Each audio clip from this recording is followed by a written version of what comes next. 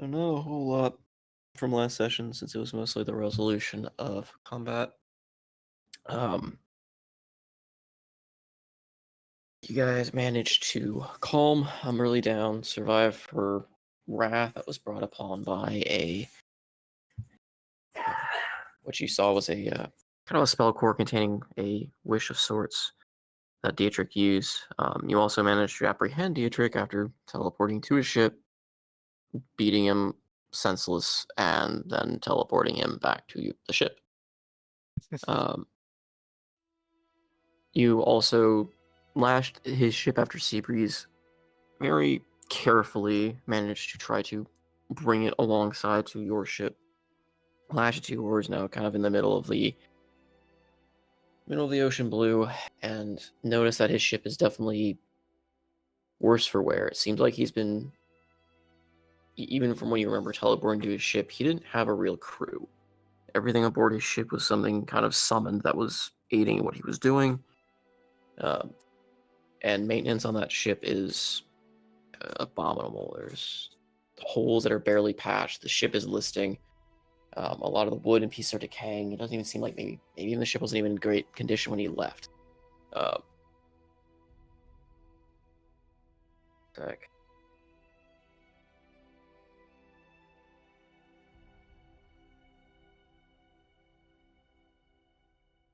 Sorry, blow my nose. Won't be great on this microphone. So, after you calmed her down, Umberly kind of goes silent in your head, Andros, only whispering the words, "I'm sorry," for retreating and allowing you kind of the respite of the growing night. And I think me talking has woken my dogs up. Okay, so give me 2 seconds if you guys want to discuss what you're doing, or if you're having any conversations, but I'm going to go let them out real quick because I don't know why timing.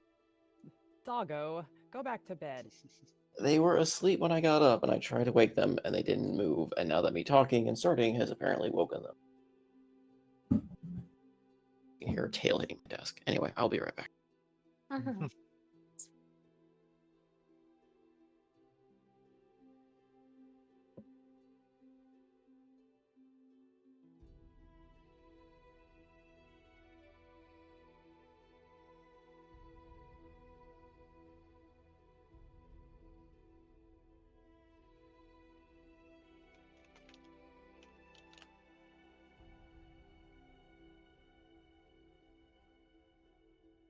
How's everybody's HP doing? I think we're mostly alright. I mean, I took a hit there toward the end, but I'd imagine that we're good now, I hope. Unless Umberly decides to get angry again. I just thought I'd ask. Well, I'm pretty sure we won't get attacked again between now and when we are able to go to sleep. Yeah, I think most of us should be okay. I don't think we actually took too much of a beating. No, we got pretty good.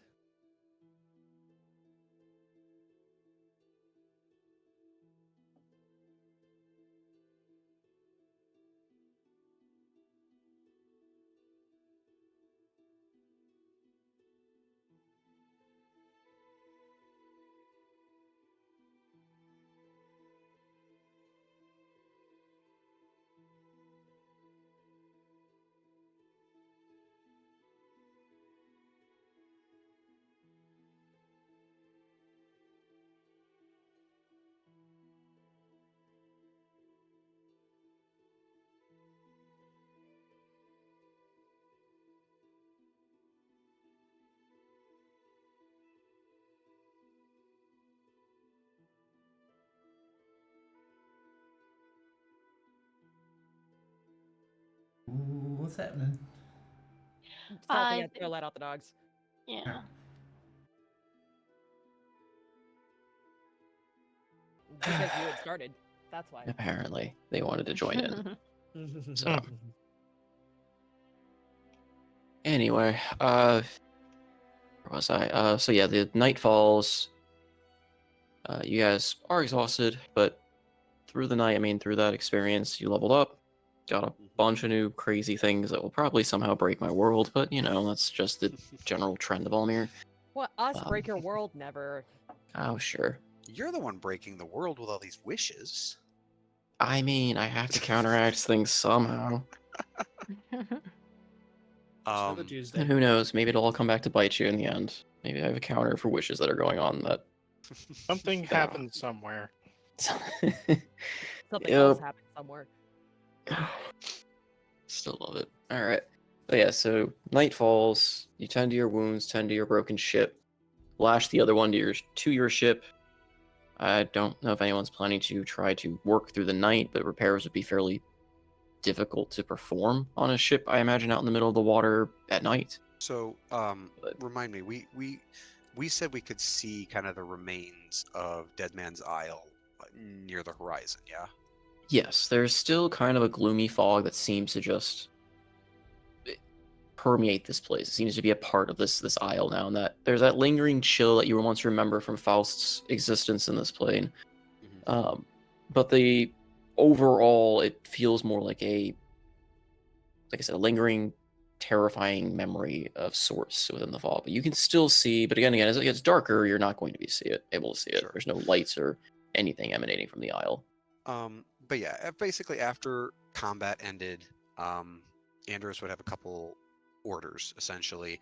First one would be to bind and gag Dietrich, put him in what amounts to the brig down below. There's one area on the ship that looks like it would work, basically right here. It looks like it's, it's just basically a room. That looks like it, yeah. And then he would say that two guards need to be, it's two people need to be on sort of guard duty with him at all times. When he wakes up, Andros wants to know because he wants to be the first one to talk to him. The second thing he would do is, again, join up with Seabreeze's ship, lash it together, and make for the largest chunk of Deadman's Isle. Okay. The goal being to get there and to use... he's got sorcery points left, so he'll make a 5th level slot, and he will use shape or wall of stone to basically get the ships close enough and essentially erect a dry dock for them. Sweet. Oh, okay. So Clever. they will I like be it. camping on the beach for the night, though, getting the ships out of the water so that they can work. Okay. And then basically, with everything going on, we'd say, get some timber. I don't know if there are many trees left on the small islands, but they'd get fires going, they'd get rough, tents or whatnot up. And Andros would actually want to gather the crew together. He has wanted to talk to everybody after the battle. So, Okay. So to kind of give some narration or some context then with that. So yeah, as you guys list towards Deadman's Isle, the fog gets a little bit thicker as you get close, and again, that familiar dread kind of creeps in, seeping in through your clothes like a chill that you just can't quite shake. You know he's gone. At least that's what you hope, of course. You fought him, you beat him, you saved the world from him once, but somehow he turned. No, I'm just kidding. Somehow the presence feels like it lingers. It's just memory of a nightmare. Pulling up to one of the larger islands of Deadman's Cove, the place still exists. However, it's a faint memory of what it once was. What Faust did to this place is a scar upon the world, basically. The ground is a dead white. Nothing lives here. Nothing is alive. Any life that once had found purchase here is gone. Trees are fully petrified and shriveled away. The once what might have been vibrant sands and dirt of the beaches and surrounding shoals are a stark white and almost look like snow from a distance. But the place just feels dead. Okay. So it's basically when we stopped here during the year of downtime. Zidane had done the ritual to kind of bless the land, but that has not countered anything that has happened here. Not yet, no. Okay. Yep. It seems as though it is, while the intent is still there, and perhaps his magic is still lingering and fighting, there is a lot to recover from what happened here. Well, yeah, then I'd expect they'd go down. I'm sure they've got some loose barrels and other things that they could use to make a general fire, and structures and whatnot. I'm sure they've got, people could sleep on the ship, people could sleep on the beach if they wanted to, but just put together something so that they can do some repairs on the ship in a not on the open sea. Okay. And then he would gather everyone up, afterward, as everything's kind of settled down. Night has fallen. It's dark, and standing around the bonfire in the center, Anderos would just kind of look around, and give a wry smile to everyone. Right, that was hell. Oh, I see we all made it through together. I'm proud of you all, and I mean that.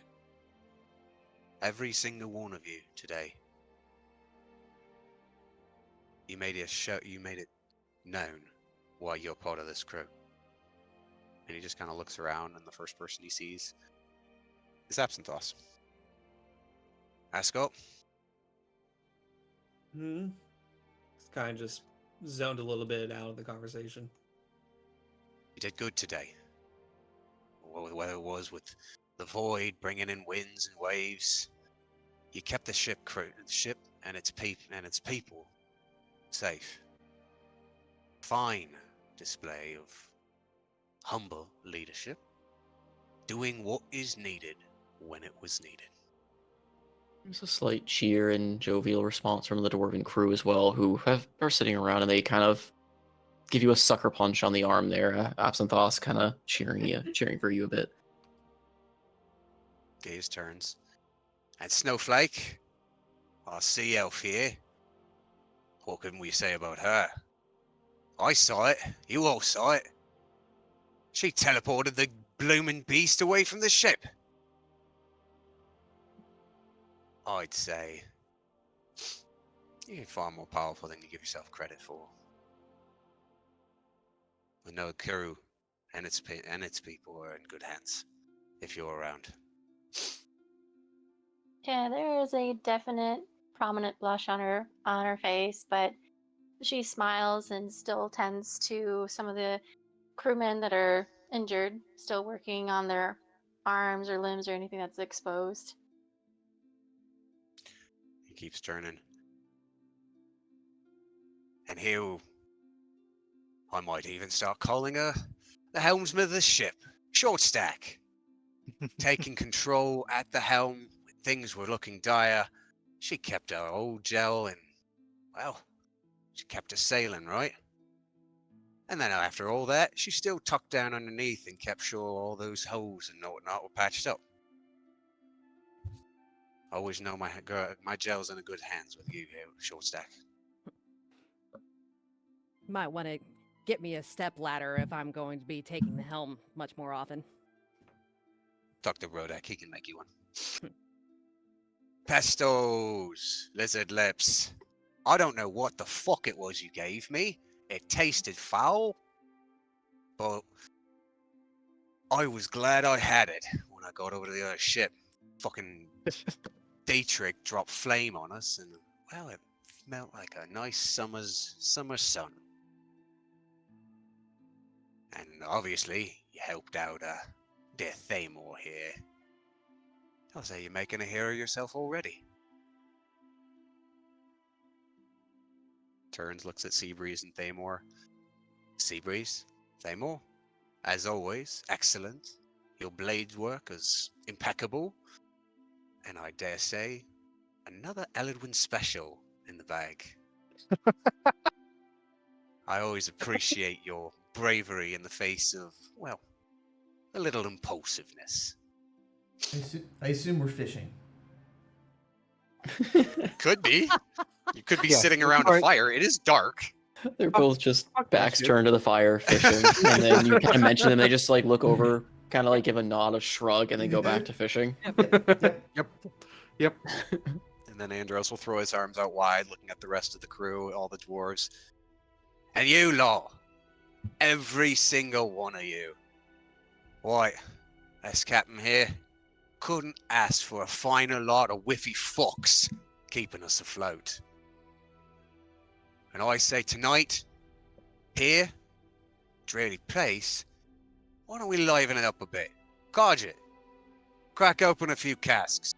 Let's celebrate tonight, eh? Hi, Captain. And he rushes out, starts calling orders to the other crew, and starts unloading barrels that he was already unloading. I figured. Yep. All right, we got the permission now. You don't have to be sly about it. Make sure you Yeah, no, drink I'll them say that. down. We need those barrels for firewood. It's chilly. He gives you a curt nod. Oh, they'll be faster and ready than you know it. Oh, and Captain. Hey? Yeah, he kind of like wanders over, like walks over to you. You see an odd bashfulness about him to an extent. So he walks over, scratch. Look, Captain. Just wanted to say is, from the crew, thanks for being here. It's been a long time since we never went out to sea, and you gave us an adventure of a lifetime and protected us, gave us a home, and roll me a perception. Okay. Ugh, my dice. One moment. However, the rest of you will, well, we'll see. It's terrible. 8. Perfect. 8. So yeah, perfect. The rest of you A notice. natural 3.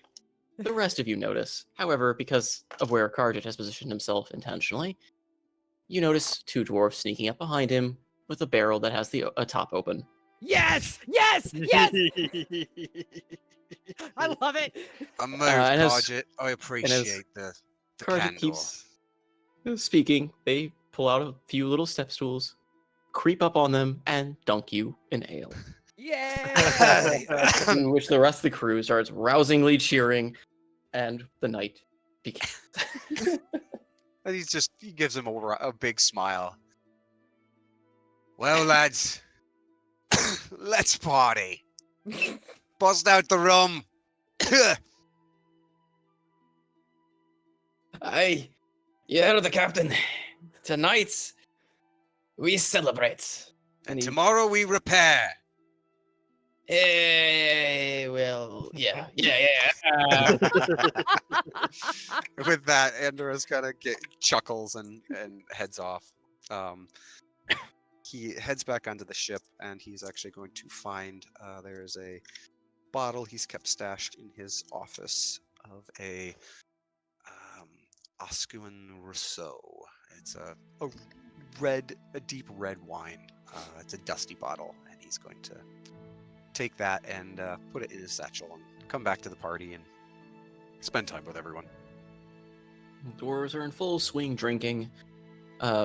Karjit, in his usual mannerisms of sorts, has already stripped half naked and is half in the water, trying to scare the fishes that Thamor and Seabreeze are trying to catch. Half drunk, half swimming. He's letting out. He's letting it all go.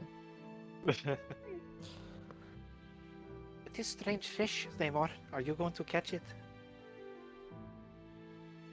Look at me, I'm a fish. Oh my god! He may have had a few drinks before the night even began. I mean, how else the crew gonna operate under the conditions they had without drinking? So.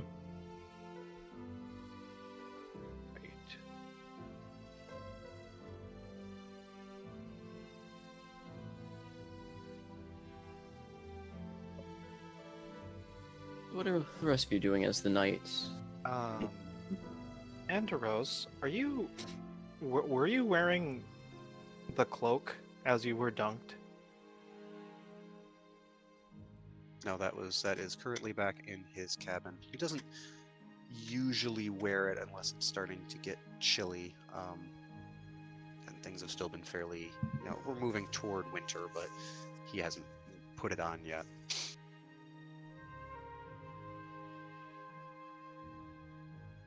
Okay. But we'll say, after he was dunked, he went back, got the bottle, put it in the satchel.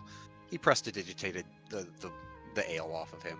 He is no longer smelling of ale, and we'll say he comes back out and he is wearing the cloak.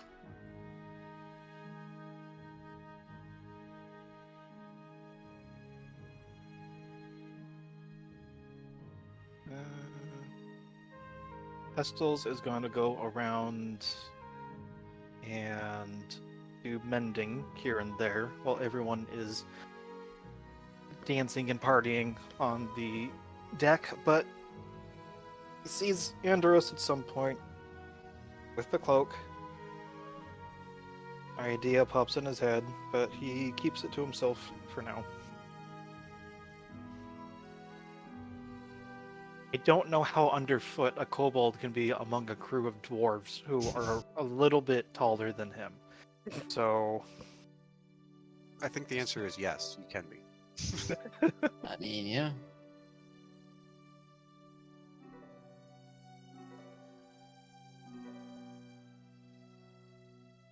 ooh. Fancy. Nice. Yeah, as you do that, Sea Breeze, you have a gaggle of dwarves that kind of gather around to watch and cheer as you're doing it, and several of them in their drunken enjoyment and revel try to mimic it, and almost catch fire. We'll Yeah. make sure that they don't.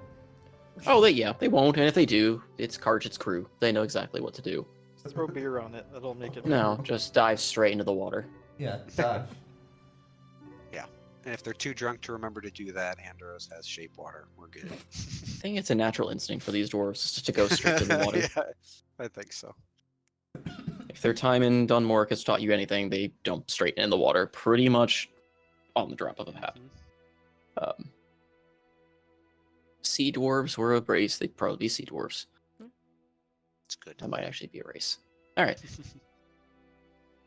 Seabreeze, you are displaying your blade singing, and as you do so, I mean, it's a fluid art that it brings back those memories of when you trained, along the Elven King and his apprentice, or not his apprentice, the agent in Telmavir, but worked alongside the king. Mm-hmm. It brings a spark of joy and kind of warming up despite the chill that seems to hang around the Deadman's Isle. And yes, the grow thing will still have an effect from Zidane's thing. It's just that's one of those long-term effects, since it has to overcome a lot. Corrupted by an aspect of the world, or the protector aspect of the world. It's not going to be undone just by. And the spell, from what I remember too, is not a instantaneous growth. It nurtures it basically. So. Mm-hmm. In time, things will bloom from the ashes, but they have to grow. They have to be there. It's overcoming a prison, basically, of an undead void dragon for centuries. So, or for a century. Mm-hmm.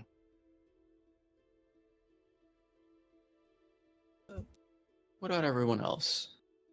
I know, Thamor, you said you're fishing. Anything else you're doing in the revelry? No, I'm fishing. Okay. I asked. Yeah. Fishing, trying to cook fish. What about you, Sauce, after getting that compliment, which is a bit rare in the past couple days? Past couple years, Past couple of years, having the crew kind of joyously, kind of enjoying the night, passing you a tankard of ale. How much bending can be done at this time? He doesn't really want to necessarily join the party. How much bending can be done? How much mending? Mending. Oh, be done? mending. I thought you said bending. I'm like, okay, that's so we have a fair. fire. We have people I just mumble. role playing Avatar here, apparently, between Seabreeze and Wood bending. Astados. Yep. Wood bending. Yeah, he is. Thinks there's more urgency than.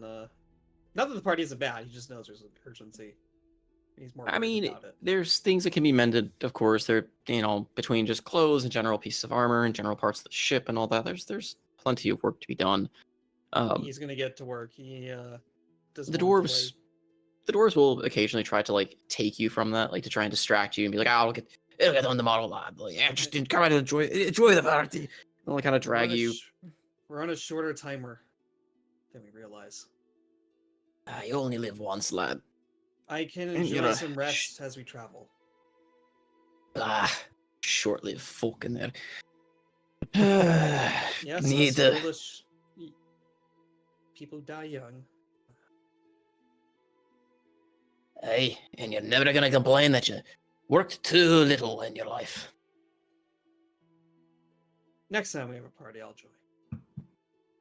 Yeah, suit yourself. More for me. Goes off drinking.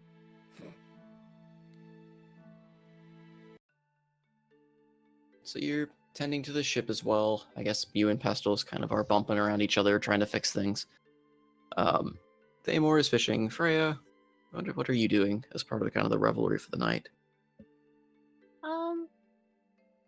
Well, being that she'll probably wait by the time the party's going, she'll let the dwarves go off and about having their fun, but she doesn't partake any drinks. In fact, she would be off the boat and find a pretty much a secluded area where on the island and just sit on the wave on the sandbar, her feet in the water, just looking out, trying to get all the emotion she felt during the fight and trying to calm herself because she's never experienced a fight like that before.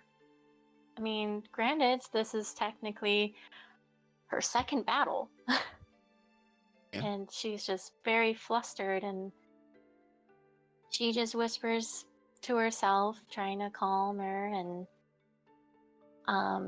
but eventually she starts just talking to no one more or less and trying to feel if Ellie is around in the water despite being on the sea, but Unfortunately, this place, it's hard to feel any presence. Not really just of Ellie, but again, just that kind of the pervading sense of what Faust left behind still kind of lingers here.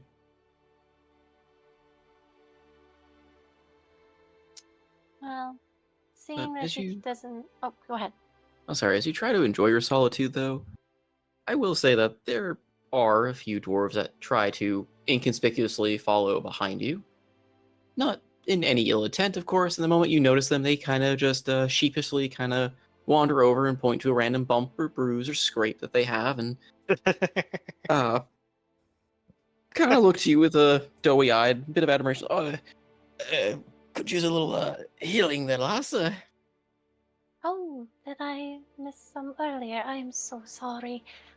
Here, just sit next to me. I'll get. And she's like, getting her satchel ready, getting her medical herbs and bandages that she has left beside, but then notices that some bandages are gone. Oh, and then she starts ripping out her dress that's rather tattered now and still cleaning it as best as she can and just going back to her doctor duties. As you're doing that, though, the dwarves, like, kind of seeing you tearing at your dress, like, get really both flustered and a little worried, like, oh, no, lass, allow me, and they start tearing at their own garments to try to provide a bandage. Oh. Well, thank you. Sorry, I don't mean to have you to tear off your clothes. Well, what I meant to say is kind of hard to get bandages around here, but I'll still fix your clothes and after bandaging Right, and she'll just like chuckle a little and nervously work over them, and when she's done with that, she'll actually start taking what parts that they just ripped off and slowly mend their clothes, like almost not in a way with magical means, but well, she has needle and thread, and a little bit with her mending spell cantrip, she'll start sewing on their clothes, just being silent. Many of us Very. actually have mending. I think it's a lot. Quite a few of us do. I have Yep. it. I think Absinthoss has it. Artificers have it. You have Yeah. it. They just seem to enjoy being in your presence. Their wounds, you can tell, are very superficial.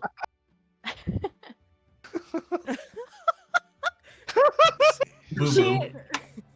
Oh no. she doesn't acknowledge it being as a doctor. She just tends to help people, but That's fine. Just letting you know you've got a bit of a fan base.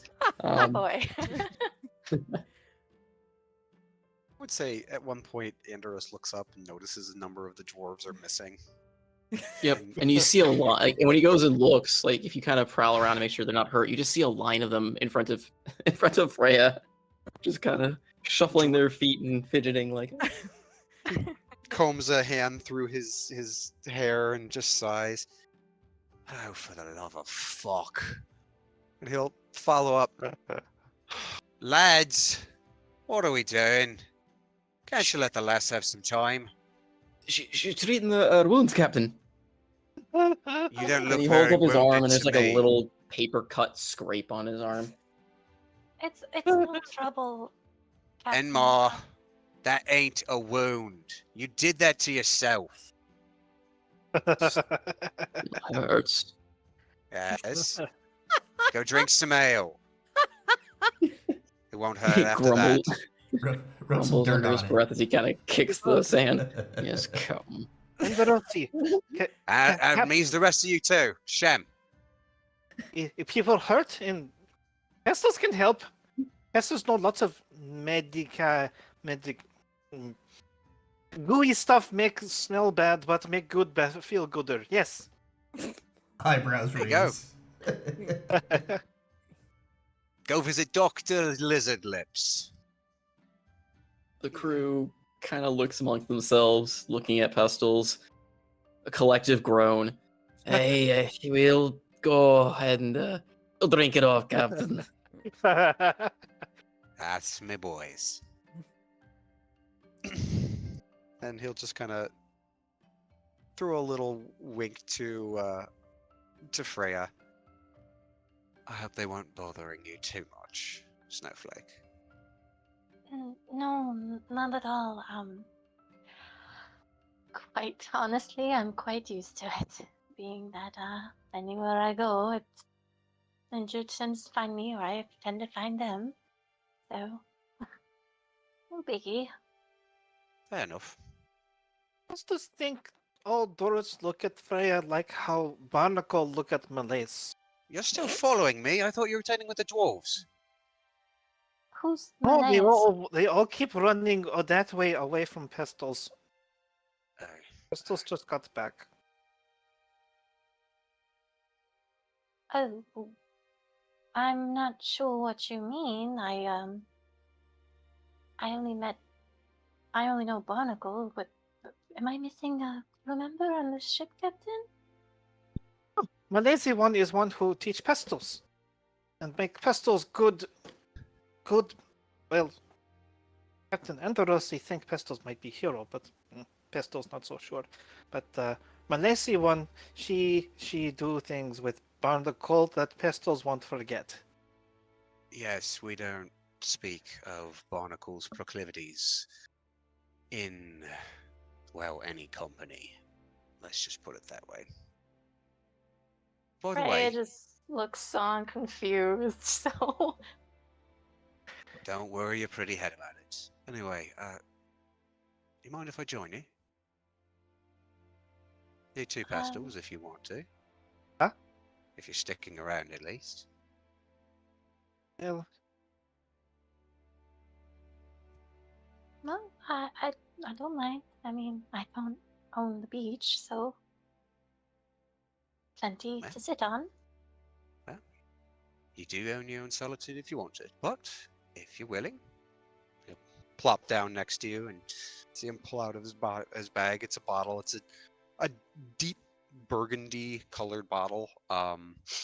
It's a you can definitely see that it is still fairly dusty. The label is mostly faded. You can't really tell much of what it says. There's a faint bit of, again, the name Oscuin Rousseau across it, and he will take his staff, pop the head off, and you see a little dagger appear, and he uses it to stab into the cork, twist, and pops it out. Then sits back, takes a swig directly from the bottle, and then hands it to Freya. Oh, it's a little bitter, but it's smooth going down. Oh, no. I don't drink. But thank you for offering.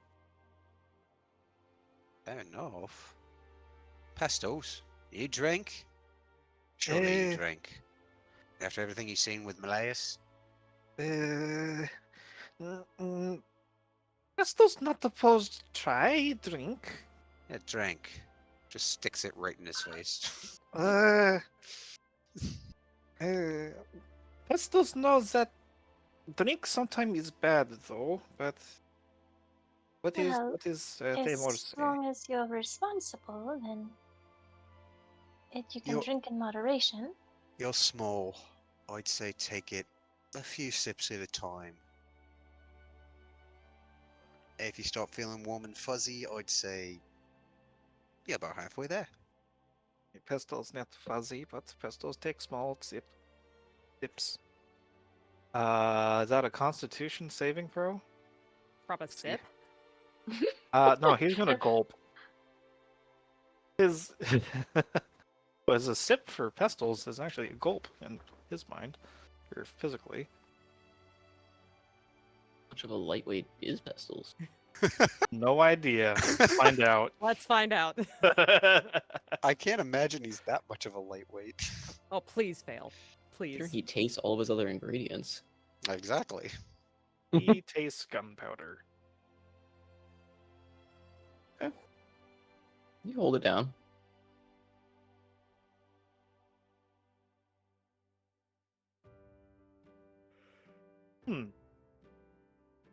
See? It's not bad, is it? No, he's not bad. I think this vintage was a little corked. I got it. I was a bargain back in Galaran, but it's better than the shite that the dwarves drink. Nothing wrong with dwarven ale. It's strong. It does the job. Fuck. No wonder they drink so much of it. Can barely taste it, I guess.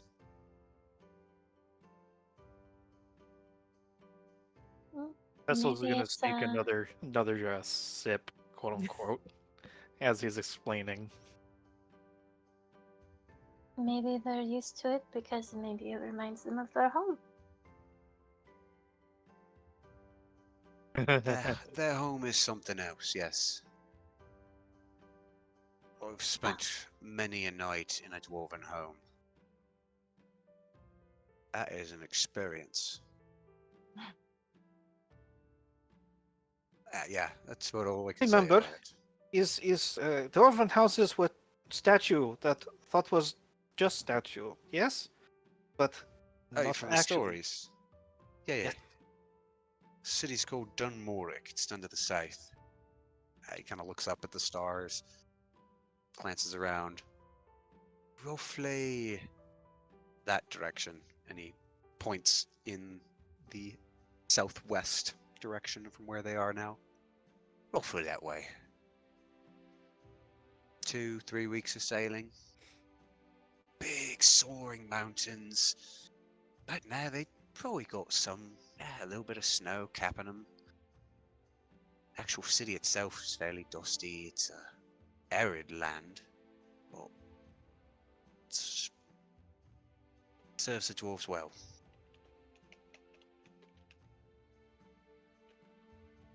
Anyway, Pestos like this burning feeling.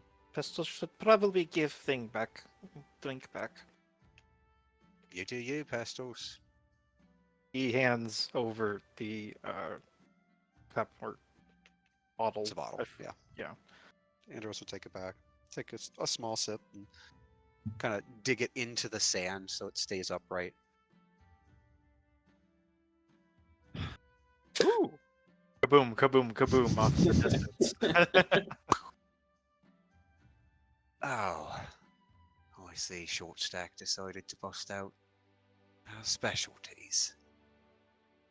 What are they? I think she used to call them fire poppers, firecrackers, something like that. It's a mix of her powder and some sort of propellant that launches it in the air. They're pretty to look at, but don't let one hit you. They're Yes, not as pretty. His process is method like this, and Pestos is gonna hop up on his feet. He's gonna take what looks to be one of his dragon powder laced arrows or darts, what he uses to mechanically cast Firebolt. But he's gonna take what looks to be a stomach of a very long serpent, and then he's gonna squeeze it, and then out comes a little bit of venom. He puts it on the bolt, and then he fires it straight up in the air, and effectively casting Melf's acid arrow, and it's just like a streamer of acid that goes up in the air. It's sort of a vibrant neon green, but then it almost immediately dissipates. Except it's supposed not to make bright noise. That's make melty thingies. That's all right. Everyone has a little bit of performance anxiety once in a while. Well, I- it's not the purpose of thing to go boom though. It's melt. Just smiles and pats him on the shoulder.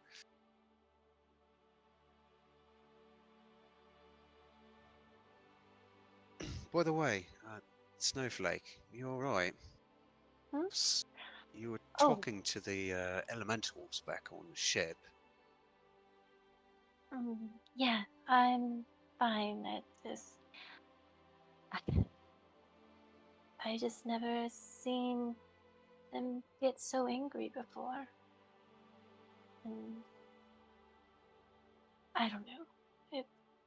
It's probably nothing. I mean, they were just following Umberlee's command, so They're creatures of water, and this be her domain. Probably far more than your Ellie. no, I know. I still feel bad for them, though. I mean, of course, everyone has, the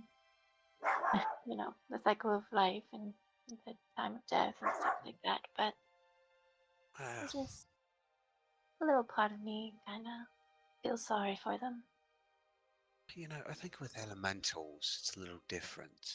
They from really this plane. At least that's my understanding of it. I wouldn't be surprised if, well, Thamor cuts one in half or you froze one. Whatever is their sentience just returns to their plane. Maybe. Seems true with demons, angels. Can't see why it isn't true for elementals and other extraplanar beings of sorts. It's true, lad. Still hurts, though. Aye, Grimbar echoes in your head. Stony. Thank you. Appreciate it. Stony? My passenger. He's a good lad. My understanding, minor lord of elemental plane of earth, something like that. You feel a sharp pang in your head. Minor. Also very petulant and a bit touchy on titles. Roll Well, me a Constitution saving throw.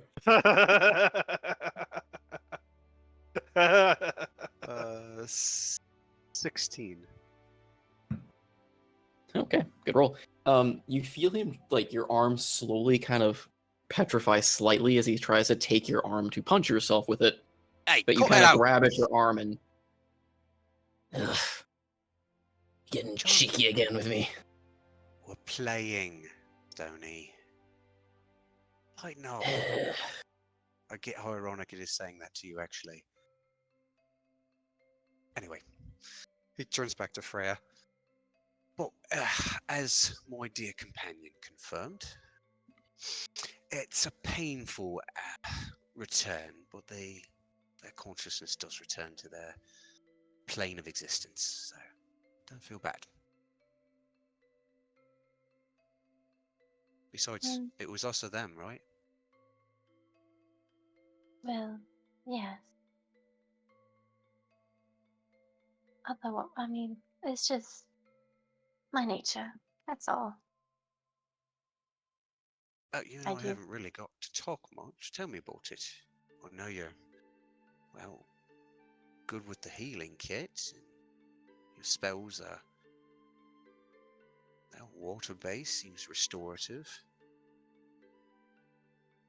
But I don't know much about you. You appeared in the swamp and said you were looking for me. Well, I really don't know myself, to be honest. Oh, come on. Come now. No, it's true. I mean, I've been wandering around for 8 years. Healing, Eh? talking You're with an, Ellie. but you're an elf, though. 8 years is nothing, right? You've been... I expect you've probably been alive for 3 of my lifetimes, yes? Mm, she thinks for a second. Not necessarily. I mean, if I remember correctly, I probably saw. I don't know. I don't know how to describe. I'm not very familiar with time, but I guess if I were to compare it, maybe seen 20 harvest cycles. 23. If we You really. don't look a day over 19, so... Gives her a little wink. Harvest cycles years? Well, we don't really count time where I used to live. I mean, we count it by the growing crops, really. That makes sense. Many of the farmers in Whiteleaf or Gallarand and similar, hell, they've got a celebration every year for the end of the harvest. That was when we defeated Faust, actually. High harvest time. Well, it's very. I don't know how. I never celebrated harvest times. It's just. She looks off in the distance. Where I came from, it's kind of like a bad omen, really. Well, friends here, if you feel like talking. If not, no worries. I just want you to know, Snowflake, you're welcome here. I know we had our little...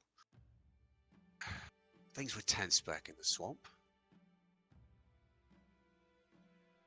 But I am serious when I say I appreciate you here. You've seen how my crew appreciates you. You're careful. You will break their hearts. It's not you. I mean, it is what it is. Don't worry about it too much. Just don't encourage them too much. Eh? She slowly nods her head. Right. I'm not really here to break anyone's hearts. Did I do anything to do that? By merely existing, love. Well, that's the Well, way things are sometimes. that is a comforting. Well, it's somewhat comforting, I guess. Being not breaking their hearts. I mean, it's just being here, you know, being welcomed. You are. My door is always open to you if you ever need to talk, want to talk. As is, I expect, most of the crew. So, if you're ever Thank you. feeling overwhelmed by, well, joining up with a band of idiots who are supposed to save the world again, I expect something of that sort.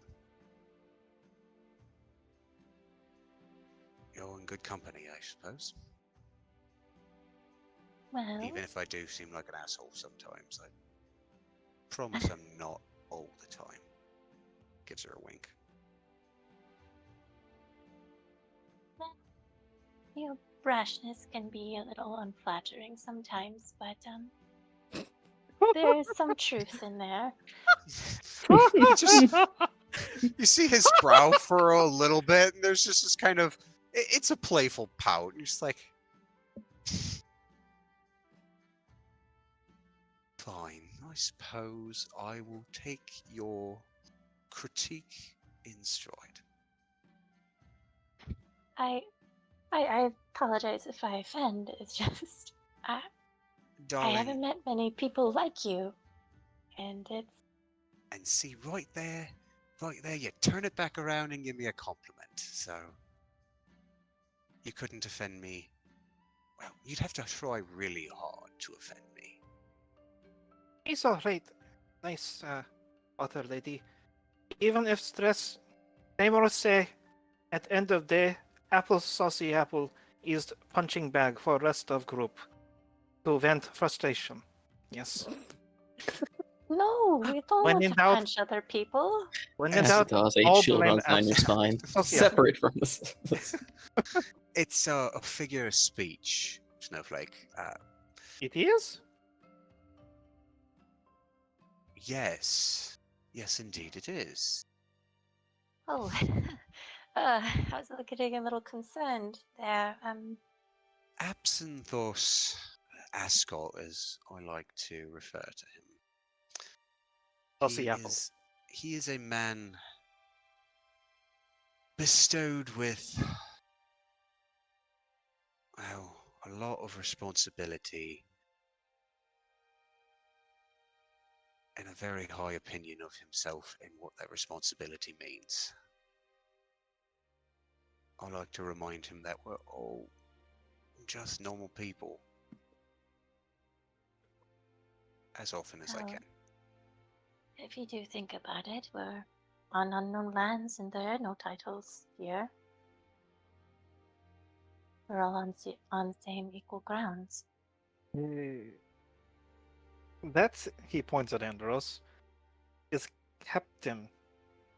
What I mean is, even though Andros is our captain, but when we're at times like this, and she looks back at the campfire and the firework going off, the times like these, we are all one and the same.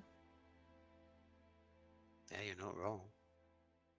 I only call myself captain so that at least we've got one person leading us in a direction. I welcome everyone's advice because at the end of the day we are one crew. And it takes a crew to sail a ship. Captain just means I get to shout the orders, which makes me feel good. It shows. Thank you. Having a little self-confidence takes you a long way in life.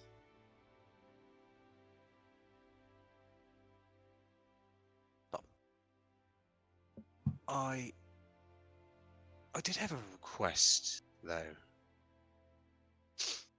And I don't know if it's better saved for the morning while we're repairing or once we're underway. But where we're going, Whiteleaf.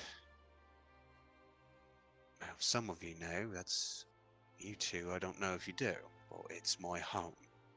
I spent most of my childhood there, most of my life there, apart from about the last 10 years. It's not a forgiving place.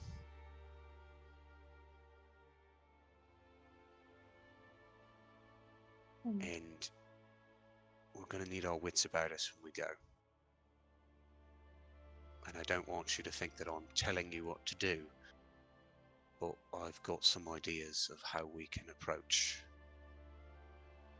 it, the kingdom, hopefully without arousing too much suspicion. So, just forewarning.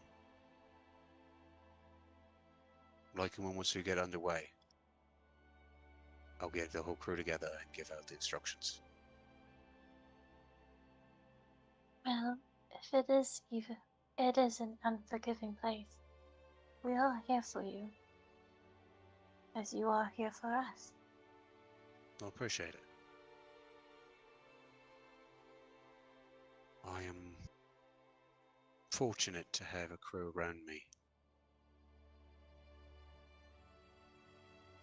Because I expect shadows are only going to get longer.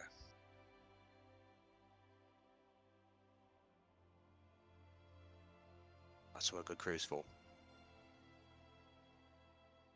Anyway, I have a bit of a walk to do. If you guys would like to keep the bottle, you can. If not, I will take it gladly with me. Please Distinctly take it looks with at you. Pestles. Distinctly looks at Pestles.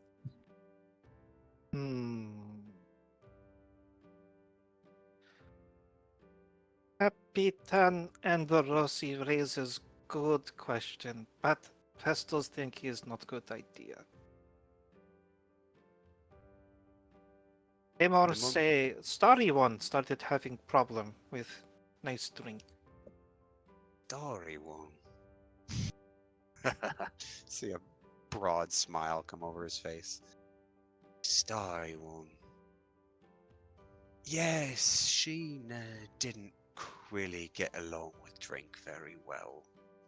As much as she kept it very, very close to her lips.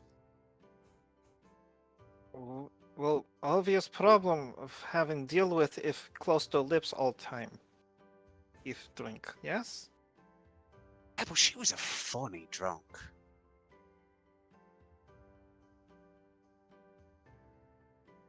She definitely was. Well, Is dead? Why say was? well, I have whoever Starry she One. is, I have Starry One cloak, cape. this? Well, she gave it to me. I think. Or Barney stole it and he just lied to me. Well, I haven't figured it out yet. I assume she just gave it to me. No, she left. She had some stuff to get figured out. Namely, one of them I think was, well, tips the bottle back, takes a little swig. Or imitations of being a fish, at least, was one of them. But no, she's somewhere. I ain't really got the foggiest clue where. I hope she's safe. I expect she is. She was always competent, capable. And well, had a temper about her that could scare off anything for miles, so it's very unlikely anything tried to deal with her. Hmm. Pistols remember first time seeing Starry One.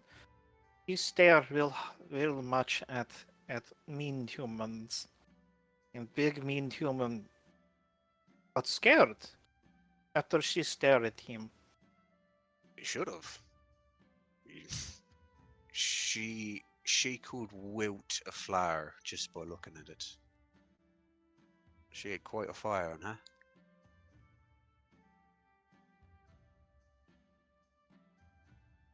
I expect she's figuring out a better way to control that. Or maybe tempering it and making it stronger.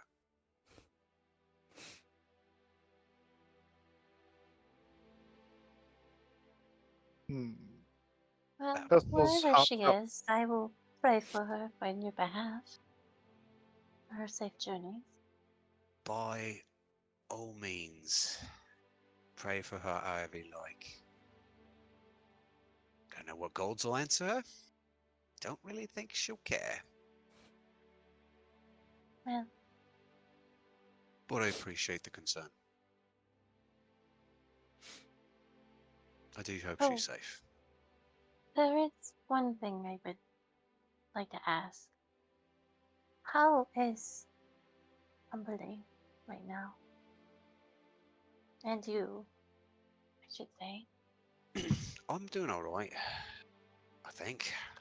I got a bottle and I got a beach to walk. As for the first question, well, I hope to find out. So don't worry too much about us. She. Well, let's just say she needs a little bit of a kick in the arse. For her own good, of course. I don't. I don't think that would be well. Oh, it's your humor. I'm sorry. He just smiles. Trust me. She's been living in my head long enough. I think I'm learning a little bit of how to talk to her without getting her too pissed off. Besides, she fancies me, so. Well, at least if Burley is as big as before, it's very easy to kick ass. Because he's so big. Yes. Sure. Well, anyway. But is material strong? And he gets up and then quickly goes over and paws. Tries to grab at the cloak a little bit. I mean, it's a cloak. It's durable, yeah. It's certainly keeps you warm in the winter and the winds. Hmm. But he's important, yes? Is protected against everything, or is only cloth? It's just cloth. I mean, unless Twinkles did something to it before she sent it to me, but I have a way with Twinkles. magic, and I haven't sensed anything on it yet. So Twinkles, like stars. Twinkle, twinkle stars. And Pestos see cloak for a little bit? Pestos has idea. you know what? Sure, but I will warn you: if you do anything to damage it, she probably will kill you. So, Oh, he's alright. Claymore will protect. not from her. And he just takes the cloak off and just drops it right on top of Pestles, like a child, like you would a child dropping a blanket on top of them in ghost costume.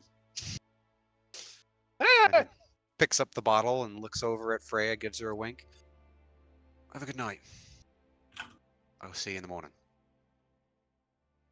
And then he just pats and, like ruffling Pestil's head, as if he had hair, ruffles his hair and walks down the beach. Can I have Hildy run into him at some point before he wanders off too far? Yeah, we can have Hildy run in. I was just gonna kind of get a gauge on what everyone's doing as well. But yeah, if you want to run into him there during that long conversation before you run into him, is everyone else doing anything, or is it still kind of? Because I saw that you set up a kind of a makeshift lab, started setting off fireworks to the joyous rambunctiousness of the dwarven crew. Yep. But is anyone else doing anything during this point as well? I guess Thamor is still fishing, Seabreeze is still fishing, or doing the blade singing display. She'll break Okay. away. Thaymor's and... probably just getting a drink now. Try to cook the fish. Just He's like good at cooking Mama fish. Hildy told you. Seabreeze will break away and will climb the mast and sit in the crow's nest away from the beach and stuff. And Okay. I will say, find familiar. especially for you, Seabreeze, as well. Oh. Oh, nice. Ooh. Go ahead. As I say, yeah, cat summons a cat. There's also kind of a peculiar. You find a weird sense of calm here. Despite the chill that's running down people's spines, the kind of lingering memory of Faust, it affects you far less than anyone else, because this was a bond of fear you broke. Mm. So there's an odd sense of calm despite everything here. Oh, neat. So she's at peace. Yeah, it's like you feel the chill. I mean, it's still cold. You still kind of feel that lingering thing, but you also know it for what it is, and that this was a chill that once controlled your life, that once was your life, essentially, and you broke it. It no longer has any control, any meaning. But... The perfect time to bring in a slave that I control. Yeah, of course. No. So the cat summons another cat. A flying by cat. shouting piss, piss, piss, piss, piss, piss into the wind. That's exactly what she does. For 10 minutes, just. And there's a flapping of wings and. Hey, what does my trestle look like?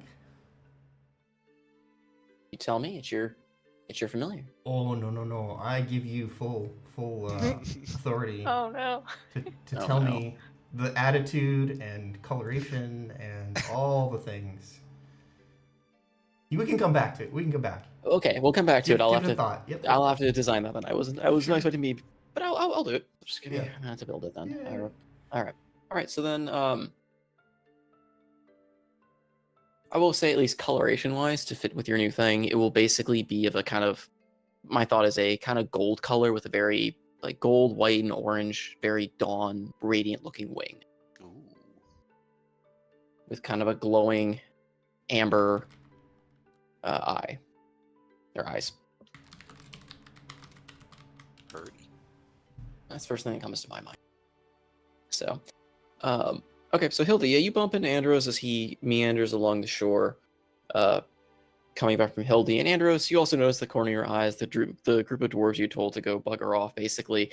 They're, drinking around the fire. They're kind of giving you the stink eye from the side, mumbling under their breath.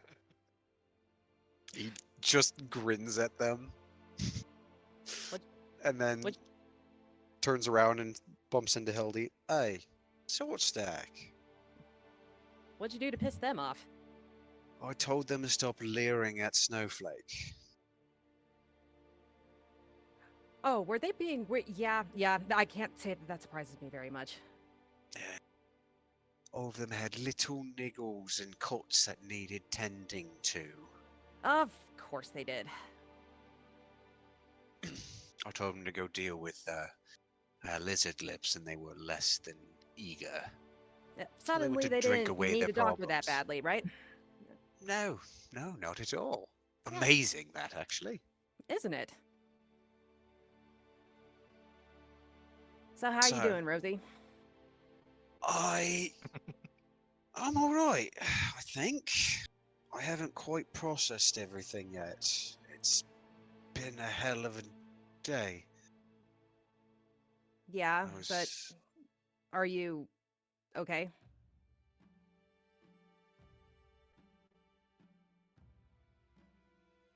Well, I ain't sure yet. But if you'd like to join me, he lifts up the bottle and hands it to her. You can help me figure it out. How deep into that bottle are you? Just a few swigs at most. Lizard Lips drank a lot more than me. Really? Yeah. I apparently had never drank it before. And then he would say he was getting all warm and fuzzy and it was weird. So I left. That- Hopefully he's not leering at Snowflake. Just realised that might be a problem.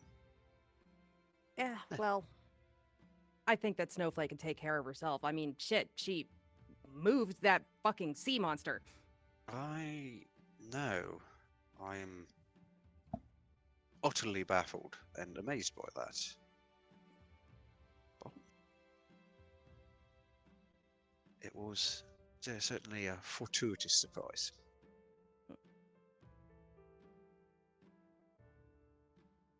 Well, giant sea monsters aside, it was a hell of a thing that happened. It was.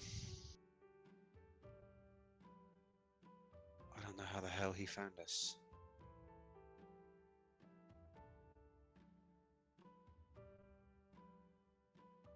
Oh, fuck's sake! Whatever that crystal was he had. Yeah, That was that's... that was a spell call, right? Yeah, I've never seen a spell cord like that, have I? Salty. One more time. That the spell cord that Dietrich had, I've Oh, never spell seen one like that before. Never on that scale. Yeah. Yeah. That thing is No. fucking enormous. I thought they were the Even size in- of your tool. Even in the guild, something of that size, it's something that's always been theorized, right? Right. Mhm. People have discussed that, oh, it's possible, and they want to build it. Never successfully completed, or at least that you know of. Usually It's- boom. Right. Usually, boom. It's just a core like that. It has just always been a fun little thought exercise. Like, oh, wouldn't it be fun to eventually make this someday? So the fact that not only did they make it, it was stable and it did what it was supposed to do, and White Leaf had it. No, not only had it, they did something to it. It was wrapped in gold filigree, rubies, all that shit from fucking temples. Every single glitzy altar to Palo was covered in gold and rubies and other fucking glitz. I'm sure that when you went over there, you didn't have time to see if anything was left intact from it, but No, I we would- didn't really get a chance to search the ship. I hope. I don't know, I mean, hopefully there's something left. if there is something left, I would certainly like to examine it. Yeah, I'd say if you want to look tonight, be my guest, but I'd say once morning comes and we get a little bit of better light, search the deck. I expect it's fairly visible where he threw it. The flash that thing gave off probably scorched the whole deck, at least where he hit. It'll still be there in the morning. I agree. He said he found it at Palo. I don't know, gave him a vision of what it was. But we know Palo ain't Palo, so who's telling him, who's pulling his strings? He's a fucking puppet.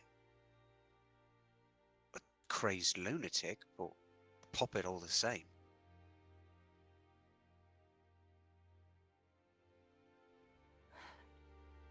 I can't speak to the people that follow Palor. I mean, you probably know more about them than I do, but wouldn't it be... I mean, maybe this is unfair, but how gullible would you have to be to not notice that all of a sudden the god that you followed your entire life is all of a sudden completely changed their tune and started telling you to do horrible things?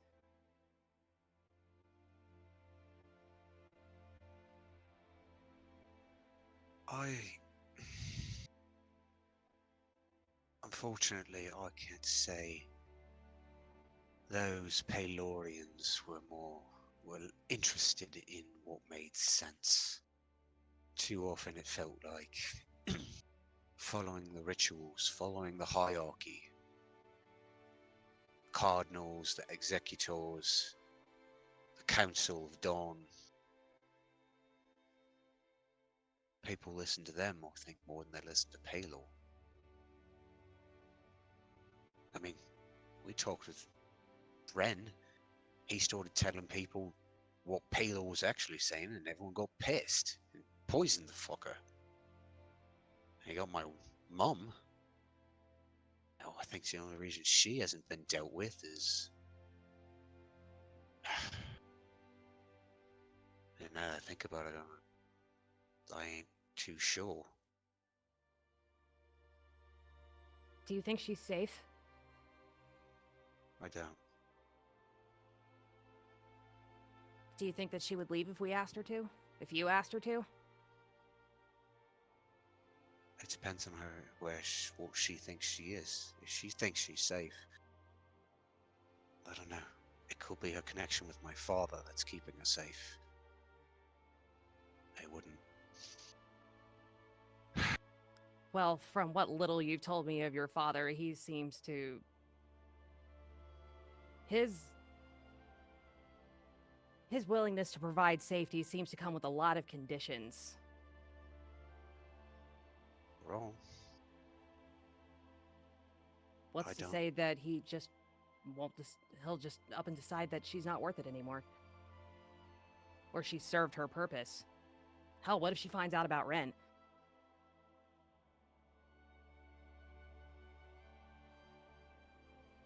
I think that's why we need to get to some break.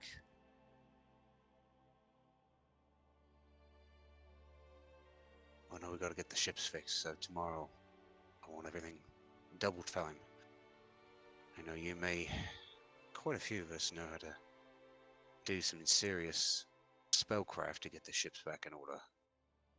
But we gotta get this quickly.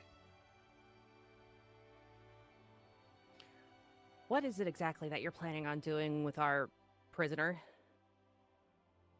Talk to him. Like I said before, he's a puppet. Lunatic, absolute crazed asshole. But he's been manipulated into this position just as bad as anyone else. Can you believe the idea of serving Palor your entire life and then suddenly up and saying, well, fuck it, I guess I'm gonna be a shadow assassin killing people because Palor can't? That doesn't even make any fucking sense. I mean, it exists. No, he's a puppet. Hopefully, if we can show him that, we might be able to talk with him more. Do you really think that he'll listen? It's worth trying, isn't it? If nothing else, I owe it to her to at least try. Do you think that he was telling the truth?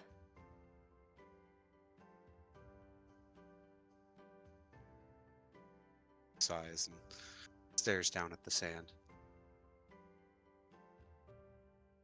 I fucking hope not.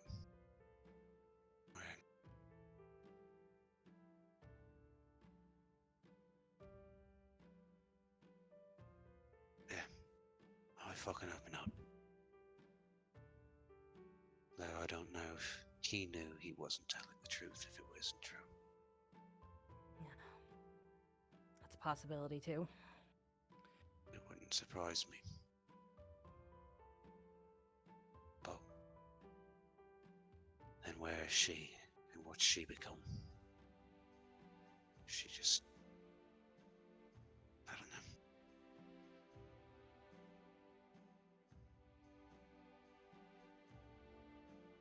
Thinking about it makes me want to drink this entire fucking bottle and not think about it, so... I know. But you haven't. And that's a vast improvement from the last time we were in Sunbreak. Oh, thank you for reminding me of my inglorious ineptitude and failure. Stop being self-deprecating. I'm giving you a compliment. I'm saying I'm proud of you. I'm joking. Calm your cunt and settle your ass down and drink Call with my me. what? Excuse me? You heard me. Give me that fucking bottle, you asshole. Yeah, shove it in there. Love you. I know. That's why I treat you like this. Yep. Don't drink it all in one go. Come on, save some for me. I'd be doing you a favor. You? You're 3'4" on a good day. Yeah, and I'm just chock full of altruism. It'll be alcohol. I imagine that this continues all the way down the beach. Yeah. Yeah.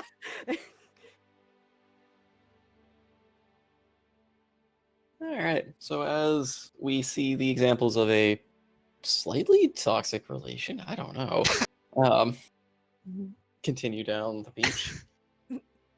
What else is everyone doing as the night kind of continues on? Darkness falls. It is, despite the glow of the fire, it doesn't really do much to fully dispel the lingering fog that hangs at this place.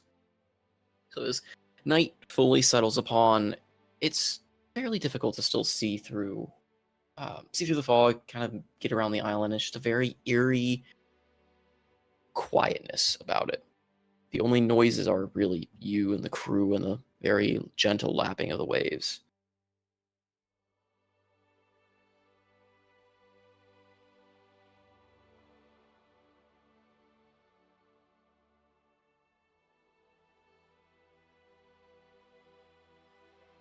Or is everyone's plan to just kind of settle down for the night as the party wears down? As also can continue working until it seems like a time we could just go to bed. And he'll work as long as he can. Let's say, yeah, there's going to be a point where you hit, especially as again gets close to this darkening hour, where there's not a whole lot you can do. You're just not going to be able to see what you're doing. Well, that's what light cantrips for. Do have Yes. some lanterns on the ship, but yeah. But in a fog, they are still questionable how much you can really see. Inside the ship? It's a wicked fog. I mean, the ship is not solid. Fog can get in the ship. there are no full steel doors and weather stripping on the ship. Well, And as this soon as fog the is also not rolls in. exactly natural, so. That's true, that's true. But I mean, if you're inside the ship, yes, with a lantern, it's easier to see and work. But if you're outside working on anything outside the ship, for sure, it'll be difficult, if not impossible, to really see a lot of what you're doing. But As soon as it starts getting reasonably difficult, he will start heading preparations for wherever sleep is.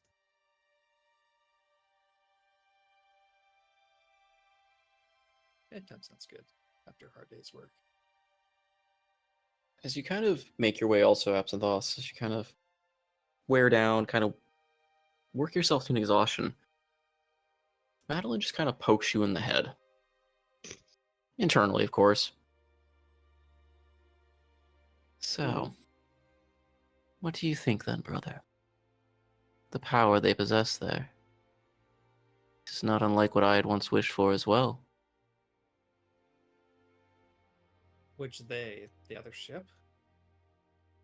They, the ship, the White Order, whoever had the gall to create such a miraculous object.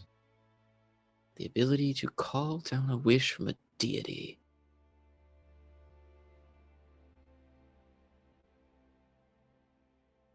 Deities. There aren't really many of them if you think about it. Heck, you might be the closest thing to one, as far as I know. Flattery will get you nowhere, brother. It's not intended to flatter. What would you do if that power was yours? Or ours, perhaps? You could Good face question. down Mother for sure. There are bigger things than just a mother.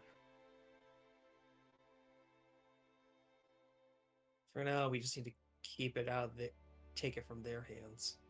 Keep it out. Then we will fix.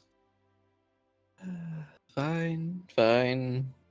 Simple-minded brother as usual, seeing the picture on the smallest of scales. But that's what makes you so adorable, I suppose. I'm not sure you believe what the larger plan would be. Mother's a symptom of a larger problem. That's what I want to fix. Then we take one peg out, and she flickers an image in your mind of, like, basically kicking out like a brick from a Jenga block, basically. Mm-hmm. The rest comes toppling down, ready to rebuild. Well, I prefer if it didn't topple over me. That's why you've got to be the one doing the flicking. Oh, but I suppose that will come later. Perhaps you will see the truth of it all. Oh, and yes, your key is ready.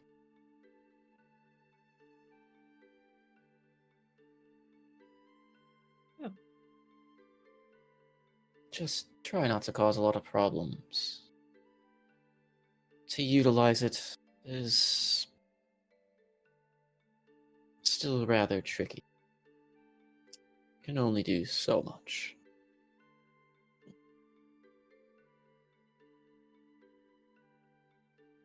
Well, I'll let the dreams tell me what to do with it then. Well, then perhaps sweet dreams then. Hopefully they'll give you a better idea of what. And you feel her just kind of leave your mind alone with your thoughts.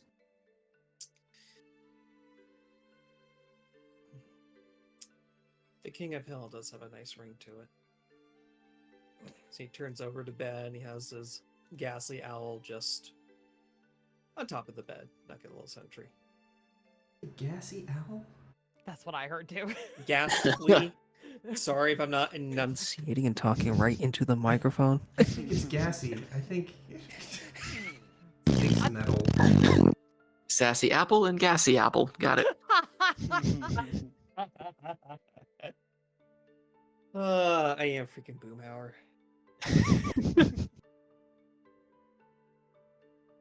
Hark, the owlet comes, it toots upon its arrival. I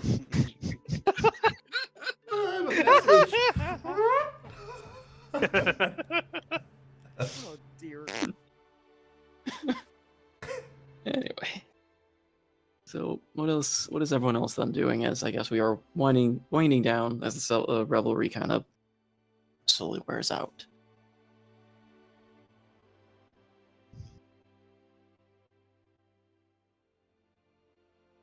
Does Hildy drink herself mostly silly? Well, she had been drinking a fair bit with the dwarves to start with, so she's probably good. And well, you know what? Let's find out. Oh boy. Andros is fine. I just rolled a 25 on his con save. Oh, I just rolled a 23 on mine, so I'm good. That wasn't very strong liquor then there, Andros. I guess it didn't really age very well. Like I said, it was corked.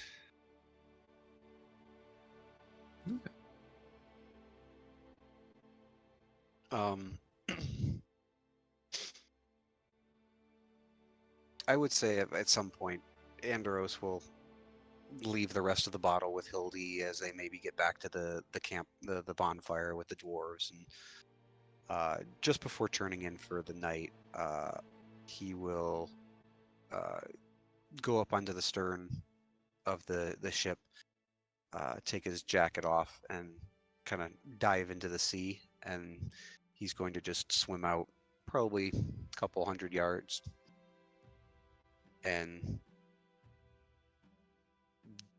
reach out to Umberly.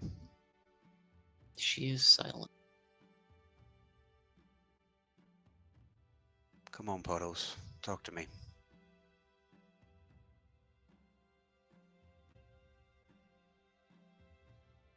You get no response, but you just feel waves of sadness and regret kind of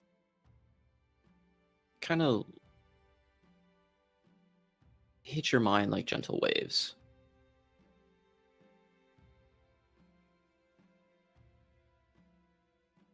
Kind of just runs as a little bit of a frustrated groan or grimace on his face, and just fine, don't talk. I'm not mad at you. You weren't in control. I know what that's like. Wasn't your fault. But it also wasn't you.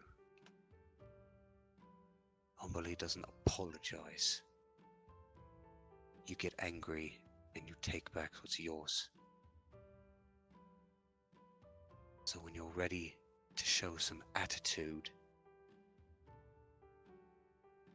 I'm ready to talk again. Because you know what we're up against, and I need you to be angry enough to not let this happen again. A searing pain strikes through your mind, and the visage of Umberly is right in front of your face. It is a conflicted mess of just both sadness and anger flashed across her face. You don't understand what just happened. What I have now done. Then It's tell over. me. It's over. What's over? You see again that just flash, that range of emotions going across her face. She clenches her fist and seems to rear back, wishing to strike you. I broke it. Pact is broken. I broke it. It's over. They will come. This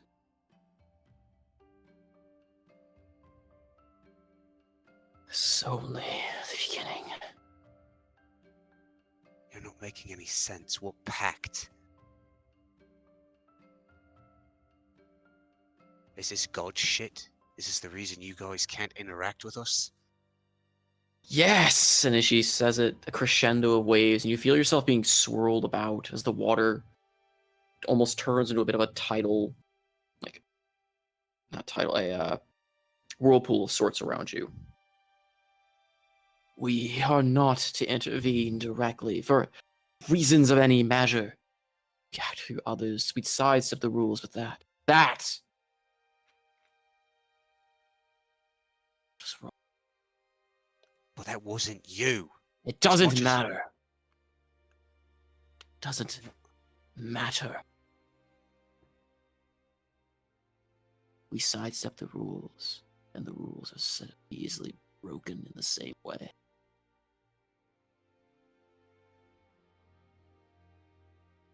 I'm sorry.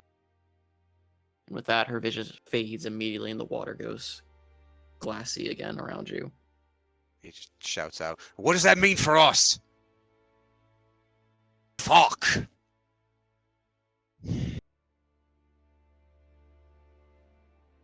Kind of fist slams the top of the water. And eventually will make his way back and go to sleep. Angry.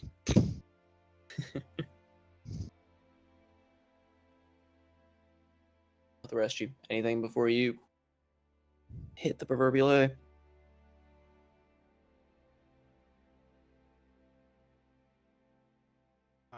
Pestles isn't gonna work as long as he can in the workshop on his little project.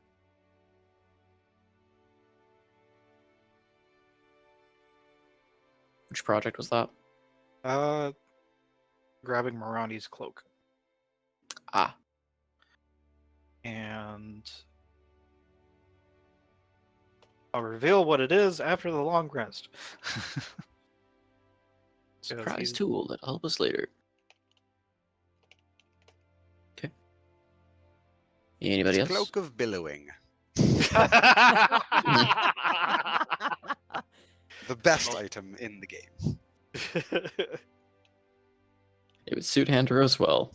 Oh, yes, yes, it would.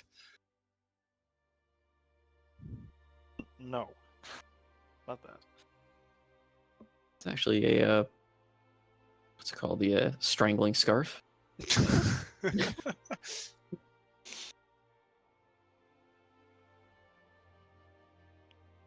Thamor, Freya,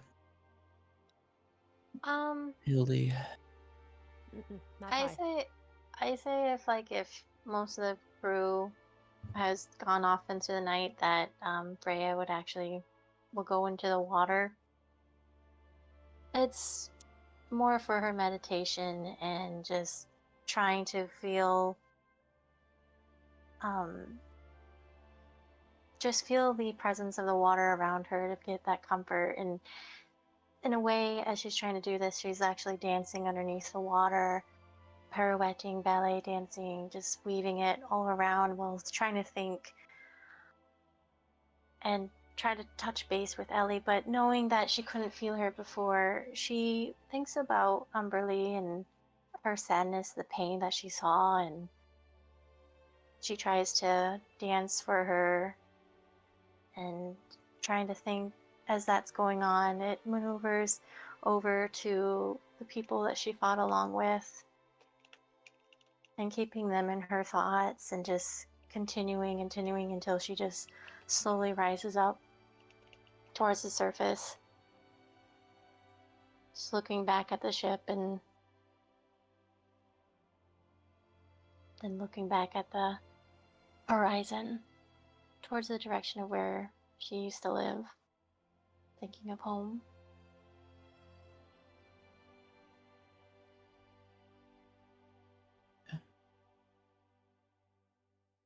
And then eventually she'll go back to the shore, but she doesn't go on to the deck to sleep. She just stays on the seashore, where she was sitting, just laying there on their side, looking back over the sea, putting her hand on it. Okay. You notice that most of the dwarves are also not returning to the ship. Most of them just kind of collapsed where they were last drinking. Okay, that's just something that she normally does on her private time. Okay. I love my dwarves.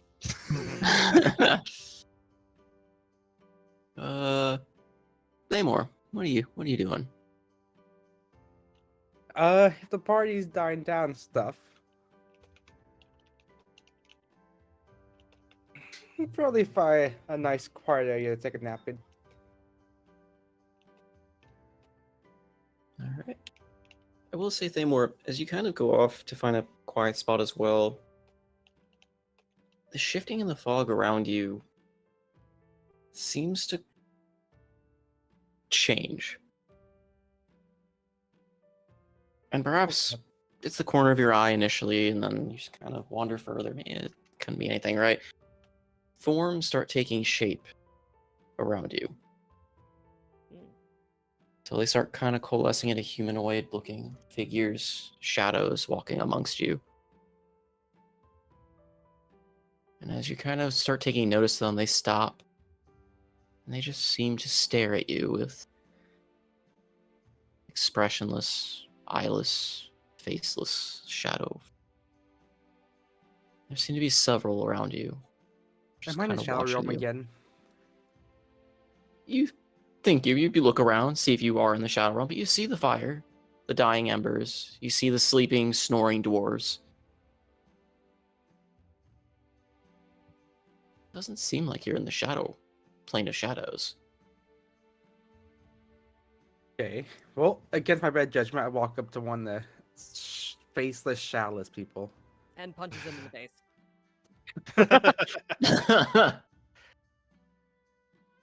And it's Yu-Gi-Oh! It's time to duel! Would you like a fish? So you walk up to one. It doesn't move. Its image seems to get more firmly defined as you get closer. A humanoid-looking form that stands just a little shorter than you.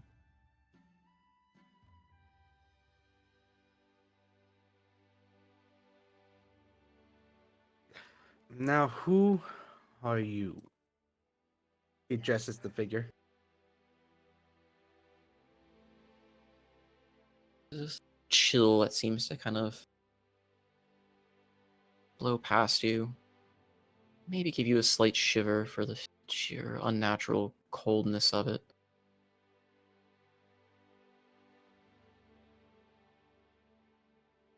We were your friends, Namor. The eerie tone seems to drift from this creature's presence, echoing around you. You were hoping you'd find us. Why haven't you found us yet? Get us? I have not Shadows. forgotten you. But quick question: Mhm. where are we beach exactly? Sorry? Where did we beach exactly? Did we beach in Deadman's Isle? Yes. Okay. Shadows seem to get closer to you, slowly moving a bit closer and closer. The shapes becoming a little more defined, and you start seeing more features amongst the shadowy forms. Some of them, human adults, males and females, and some child-like shadows as well that seem to wander and peer around the others. Why haven't you found us? I've been waiting for so long.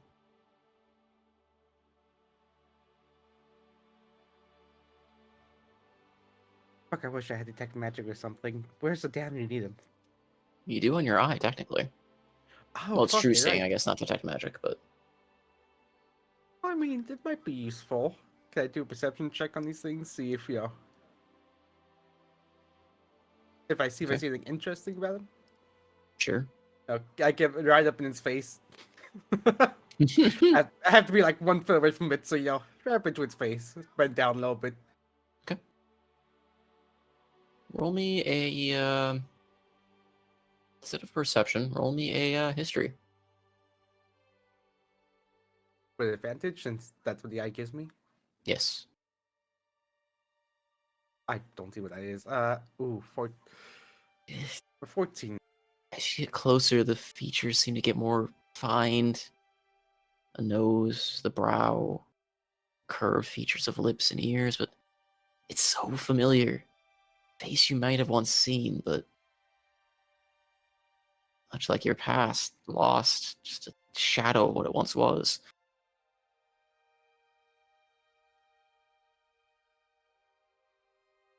We're all waiting for you, Thamor. Where are you waiting? Here, everywhere, where we were forgotten.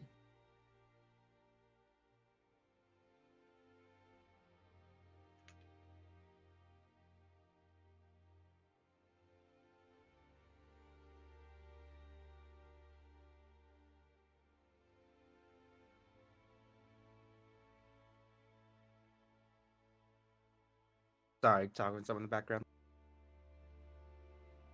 Good.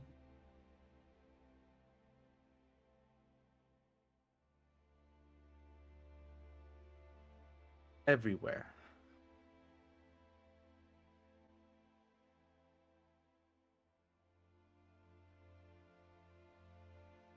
There's a silence as a chill again kind of seems to breeze past as the forms kind of shuffle closer. They told you, yes.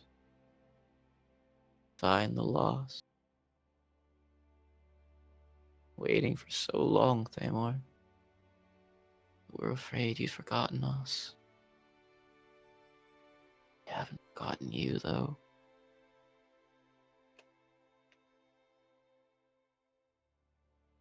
Hmm.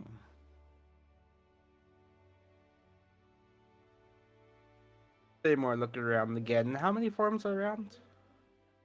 Like It's roughly. hard to get an accurate count. As you try to give them a number, the forms seem to fade in and out, replaced by another that stands closer or somewhere a little to the side.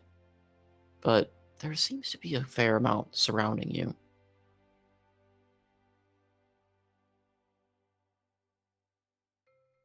Their Seymour might features just say he again as you hasn't done stare. forever. Huh? Seymour might just say he hasn't done it forever. Actually, I don't think he's ever done before. He will ask his god.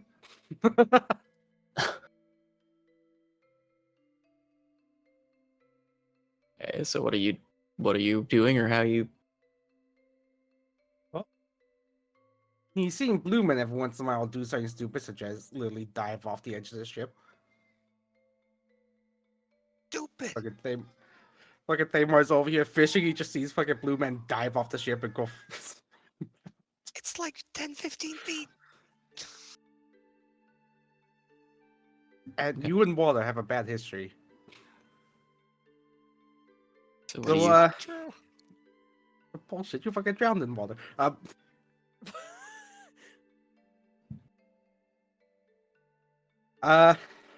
He will find what seems to be what you assume, the darkest place around and sort of sit and meditate, ask for help. He doesn't quite know yet. Is that something Thamor would do if he thinks himself a god? I mean, he's supposed to convince other people he's a god, not himself.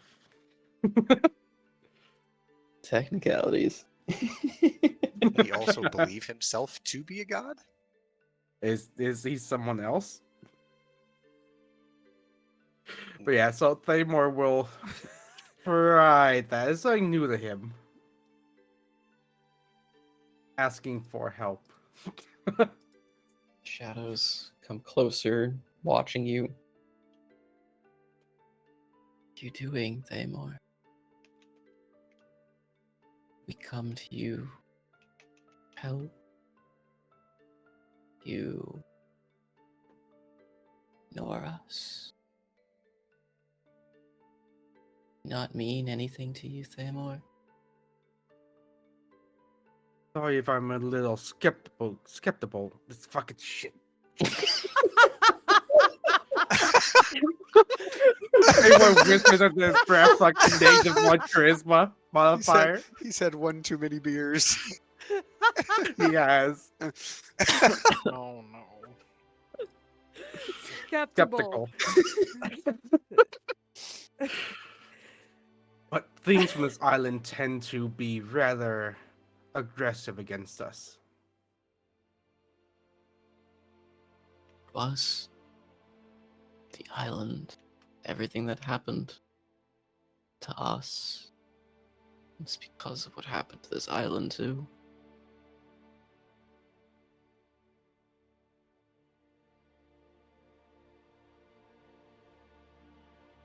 Figure kneels down as you're meditating. And the form again gets more clear. Give me one more history check. Come on, dice, don't fail me now. Hey! That's Noko. A no-go roll. As the form kneels down, the figure becomes very clear. Armor matching the one you used to wear. An insignia you once remembered. And the face of one of your juniors from your old guard keeping corps.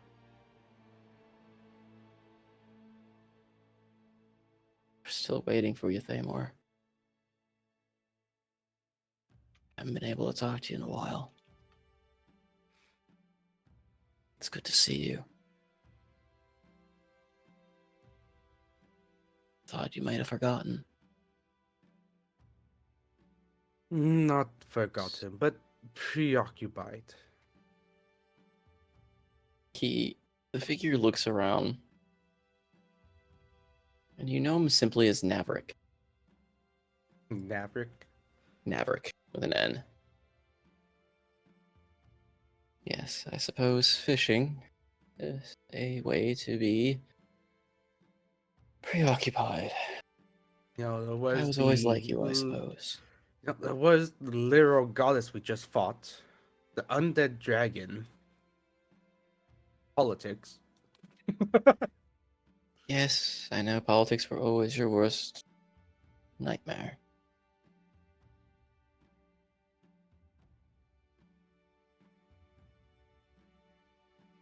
He turns back to you. This place is both a beacon of our ruin, weirdly connects us. We're bound to this place, just like we're bound to where we're lost.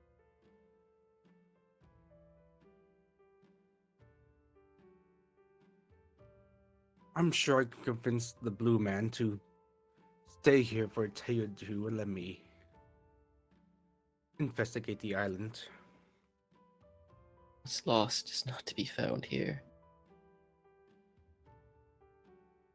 Here is nothing more than an accident. Perhaps.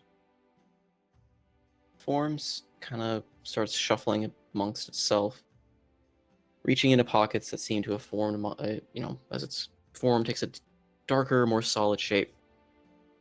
It seems to pull something out. Perhaps this will work.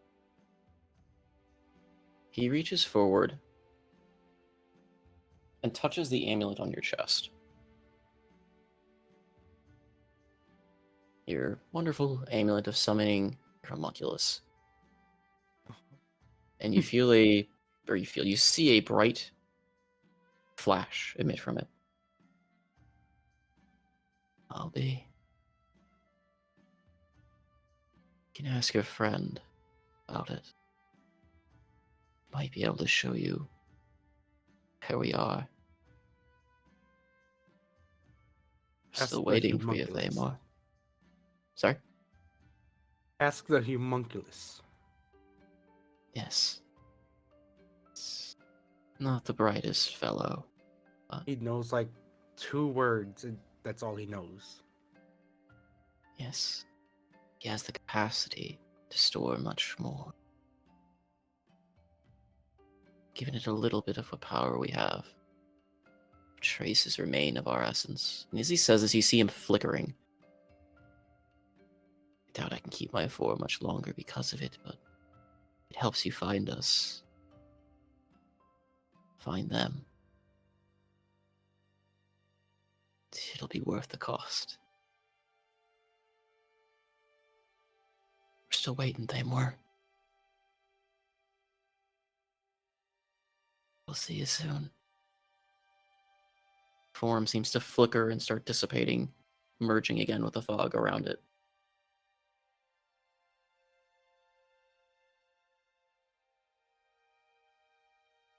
Claymore nods. I'll hope to find you soon. Smile crosses the shadow's face before the form kind of blends again, mixing with the swirling fog. Once again settles around you.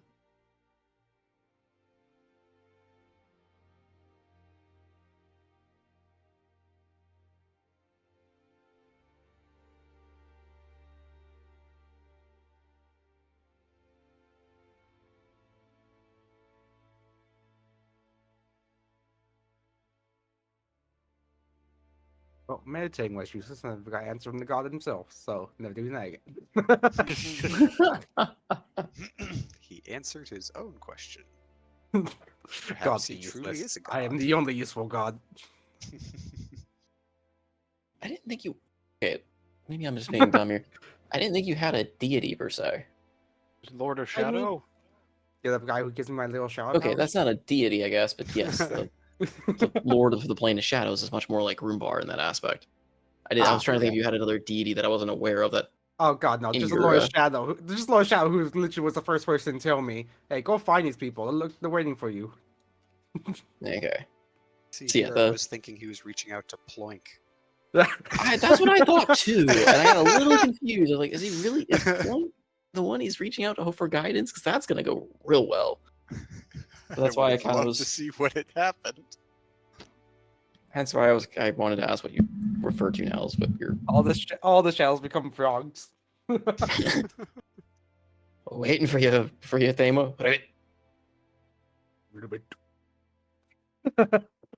Making matters worse. All right. Yeah, play more with that, or we'll be like, well, I'm not sleeping tonight. He'll wander on back to his ship.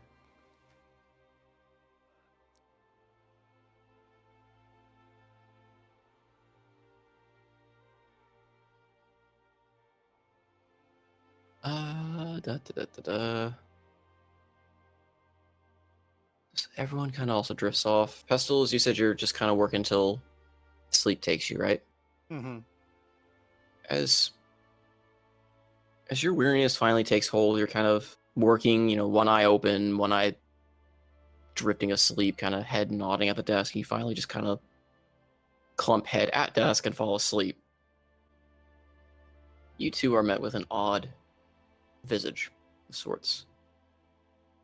Perhaps something to do with the island, perhaps something to do with something else entirely, who knows. But for a brief moment, you're sitting within just a dark space when two fiery red eyes appear before you.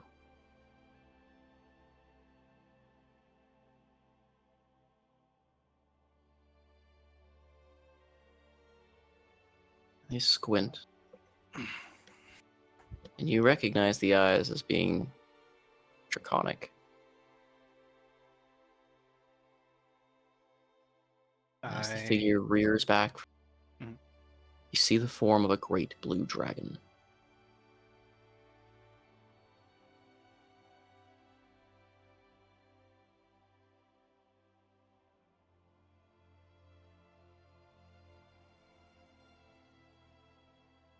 Which for a white-scaled kobold is stupefying.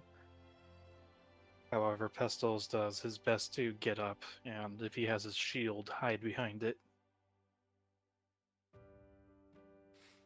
Fret not, little one.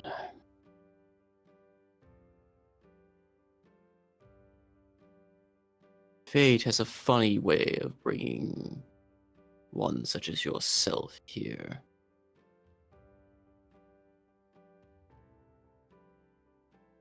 Oh, oh, oh. Mm. Ooh. What?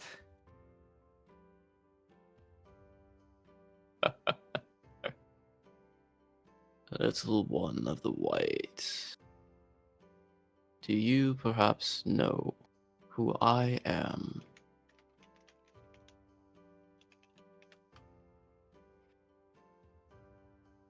Should I roll history or religion?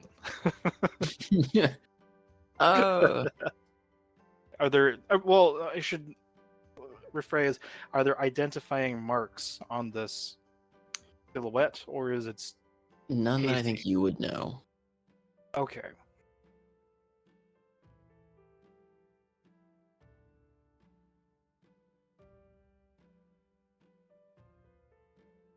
You have not actually met him before.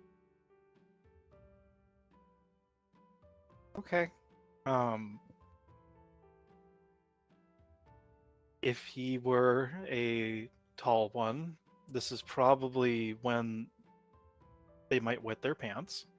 However, he is a noble little kobold, and he stands his ground, still unsure.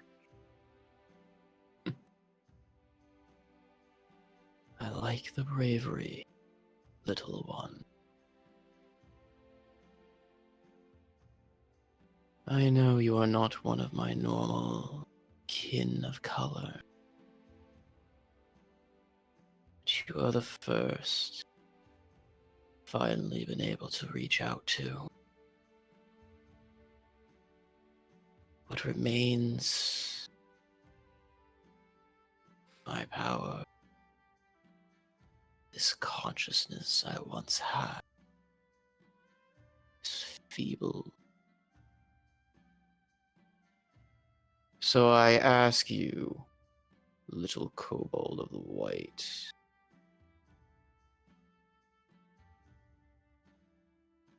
do Harry the honor as charged by one of the blue.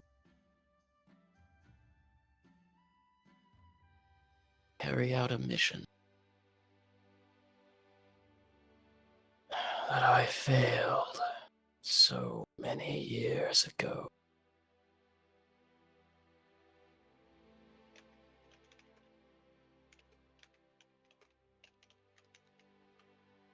Pistols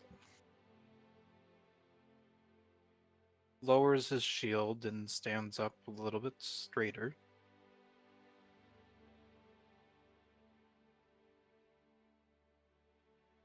Why should I trust, he begins in perfect Draconic.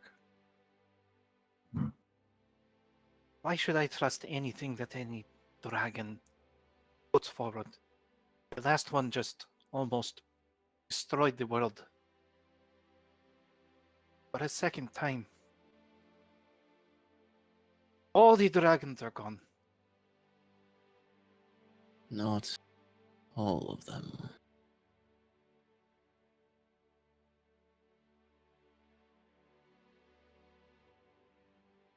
Many have been lost, yes. You see an uncharacteristically kind of pained look on the dragon's face as he says this. There are still many that slumber. The time is coming near when they will wake again. Something has finally roused them from their slumber. And normally, one such as yourself be called to serve one of the white. If she decides to make you her plaything. I offer you not to act in servitude. No. I offer you a chance to reign alongside them if you prove worthy.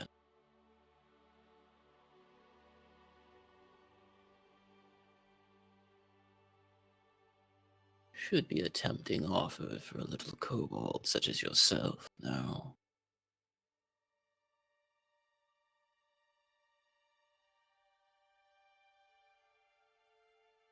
Why would I want to reign amongst things that were already killed by the tall ones? The last person, last dragon that promised anything was Faust.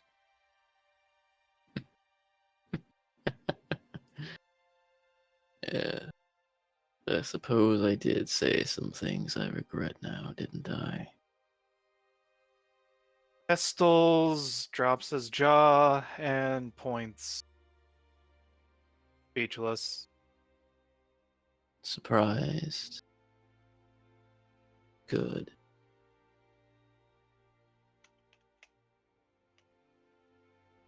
I was once a protector too, you know. My history is probably lost amongst what they know of me now. But when my mind was severed to host that of the void, I fell dormant here. What remains of it anyway. Think of me what you will, I don't really care anymore. Nothing more than a fleeting part of history, I suppose. What I offer, perhaps you can use to make amends on my behalf, or better the world using the power that once sought to destroy it. Should be enticing for a little hero, no? I'm far from any hero. I wanted to be like them, but what do you mean commended? Would others be also of my kind, my kin? If the other dragons reawaken, yes. They will fall prey to the dragons as they once have of old. Your kind was always so willing to serve us.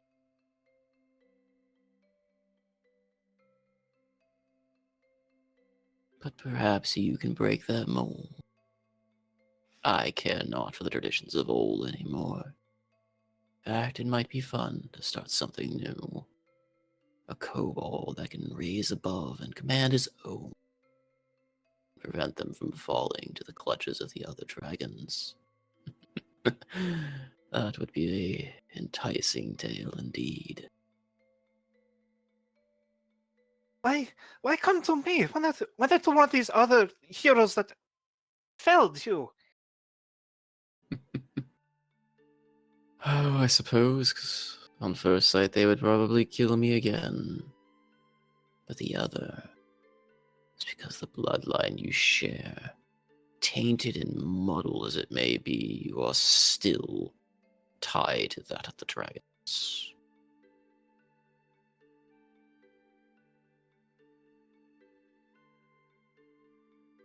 Unless you want me to wait another 1,000 years for another one of draconic origin or sorcery to come by. You can wallow away at the chance you threw away. And perhaps the one I gift my blessings to will not be so nice.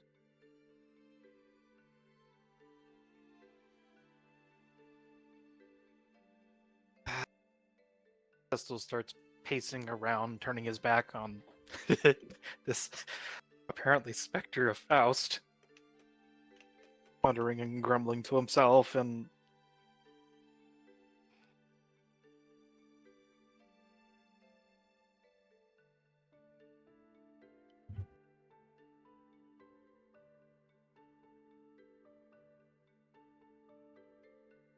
what?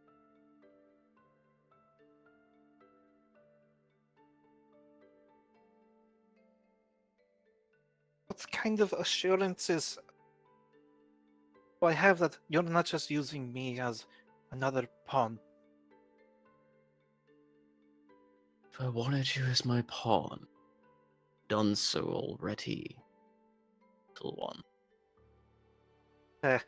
It's kind of hard to believe considering you are dead, and even if this place is a resting place of sorts, you can't reach through anything and touch me.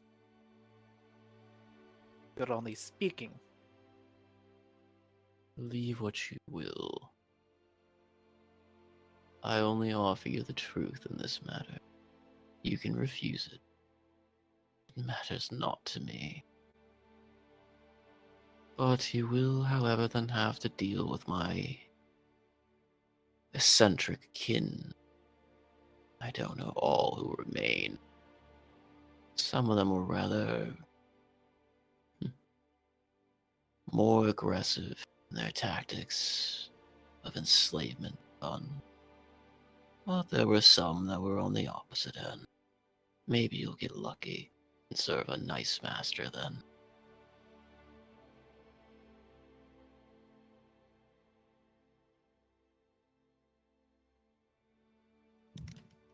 Crystals pauses, looks down on the ground,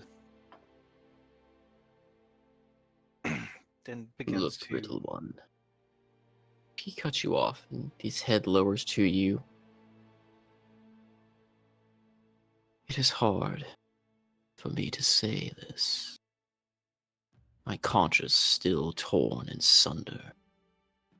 I was once a protector. I loved this world. And I saw it fall. There is the part of me that still wants to protect it. And there's still the part of me that wants to burn it all down. I'm offering you the choice in my stead. I care not what you do, other than that somebody makes do with it. But I know this is a decision difficult to make. So I will give you some time. And you see, this apparition of Faust kind of reaches up, kind of scratches at the side of its neck, and pulls down a scale. This will serve as a reminder that this was real. Merely do what you do best. Break this down, turn it into one of your potions, and consume it. And my power will be yours. What remains of it anyway? Give it to any other. I can't say it'll do much for them. It may not even end well for them.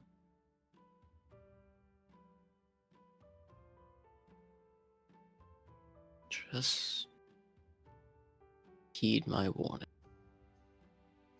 There are things set in motion now.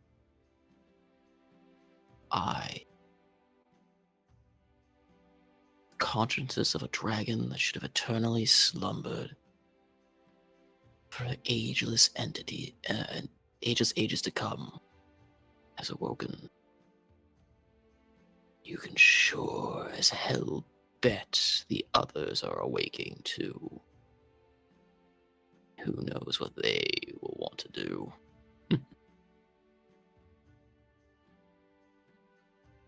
Fare thee well, little kobold of the white.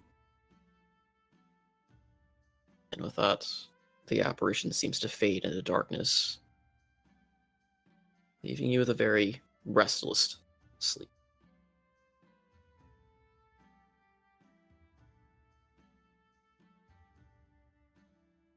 I can imagine him waking up with the scale like dropping on top of his head. I guess I was gonna say it was more like you're clutching tightly against your chest, and you don't know how or why. Oh, that works too. You can have it bonk you on the head if you'd like as well. But yeah.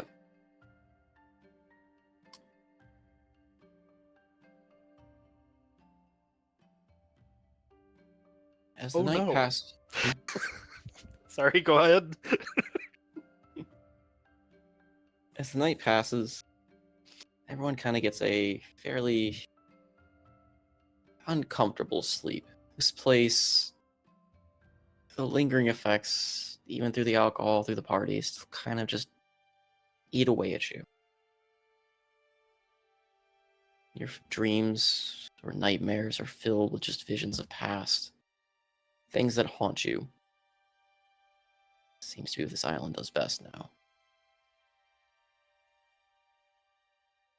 As dawn slowly starts to break, Andros, a knock at your cabin kind of startles you from your slumber. Captain, he's awake. Right.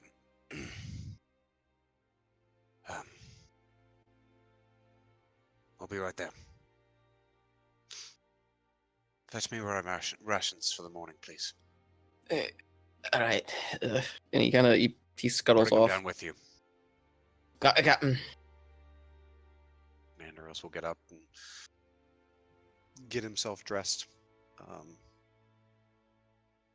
And once he's settled, he'll head down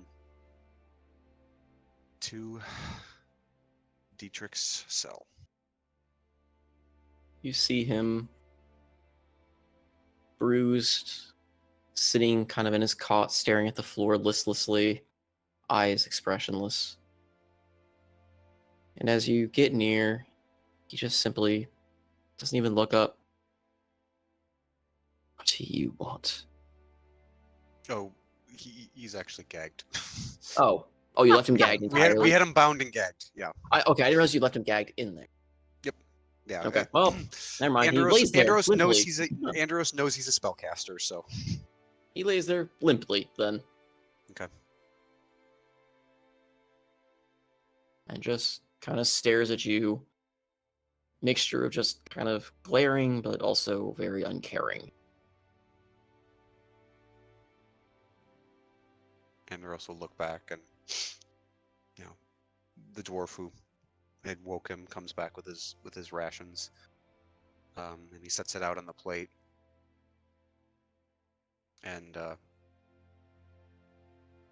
I'm assuming we're basically just calling this like a normal cell. It's got bars. Yeah. And he will move his seat forward and set the plate on the cot next to him, and then look at him. We talk. Just nod. Yes or no. He glares but nods slowly. He'll reach forward and carefully undo the gag from the back and pull it off. He kind of smacks his lip a bit, trying to wet his mouth after being gagged all night.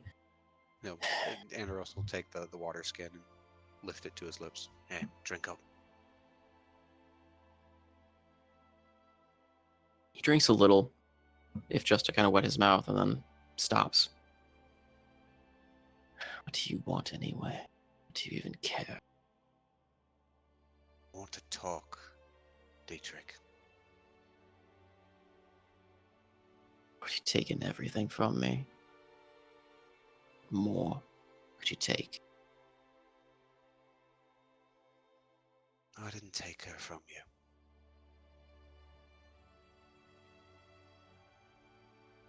He just scowls. We could argue semantics all day.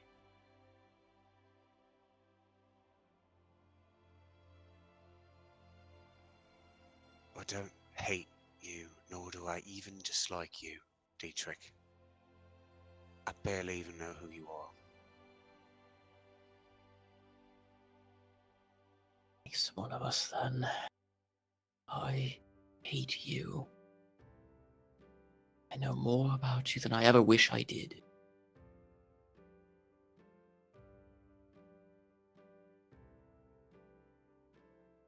Well,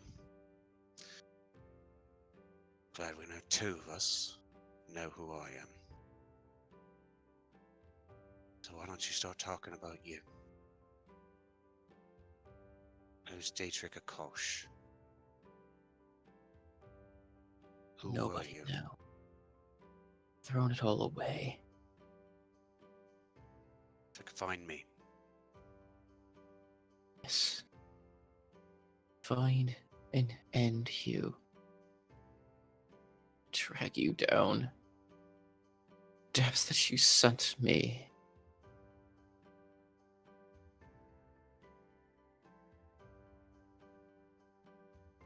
How long's it been, Dietrich? Since you found her?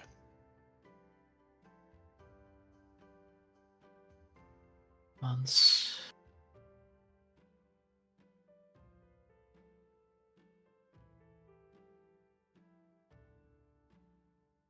Why? Why do you even care? Because I cared about her, Dietrich. Enough to leave her. Enough to let her lead. Pretend life. Would you rather I had taken her from you? Had she absconded in the night with a blue devil, a fugitive, an If you had done it apostate? before I had ever met her, then yes. Then live the lie that apparently I lived.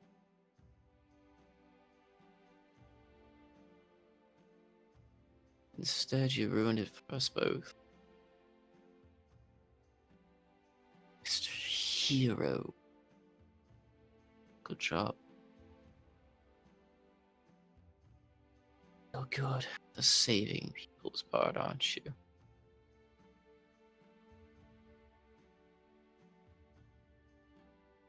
I wish I was better at it. But that's not the point. Isn't it, though? Is this what she would have wanted? She wanted apparently to be with you.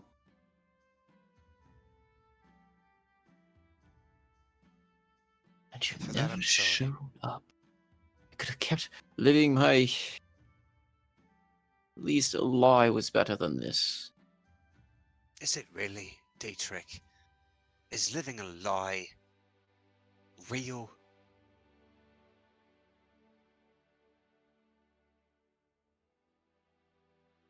But you a cheeky one to ask that. Sure, yes. I understand the irony of the question. I'm working on it.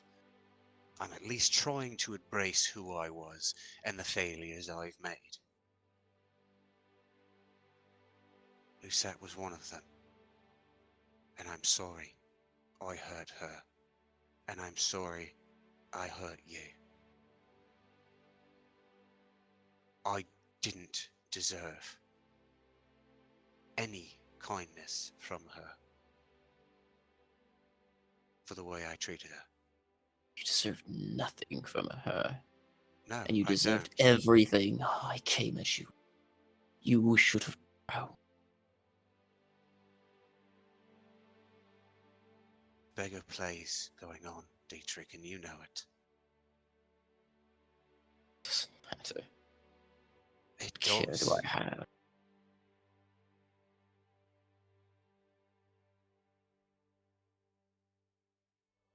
What of the rest of your family? Your mother, father, siblings? Doesn't matter. It's all given up. Give it all up. I'm as good as a no one, a nameless, a nobody. That doesn't matter. It's not us after. If you're nobody, See? who am I talking to? A nobody. You're not a nobody, Dietrich. And I will continue to say that. Oh, you don't understand. It's your own people, you damned fool. You saw the cloak I wore. You saw the act. I don't Yeah. stand in his light anymore. Neither do I. And yet, I'm still here. I'm not a nobody. But a traitor and a coward and a damned arrogant bastard who should be drowned for his transgressions and what you've done.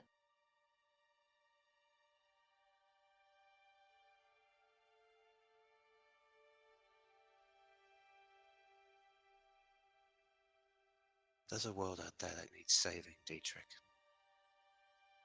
Oh, look, the hero preaching again about the world needing me saved. Where were you? Lusette's world needed saving. Oh, right.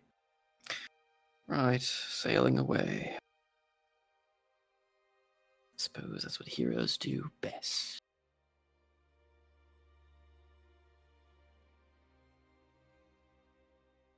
Yeah. I failed. Failed big.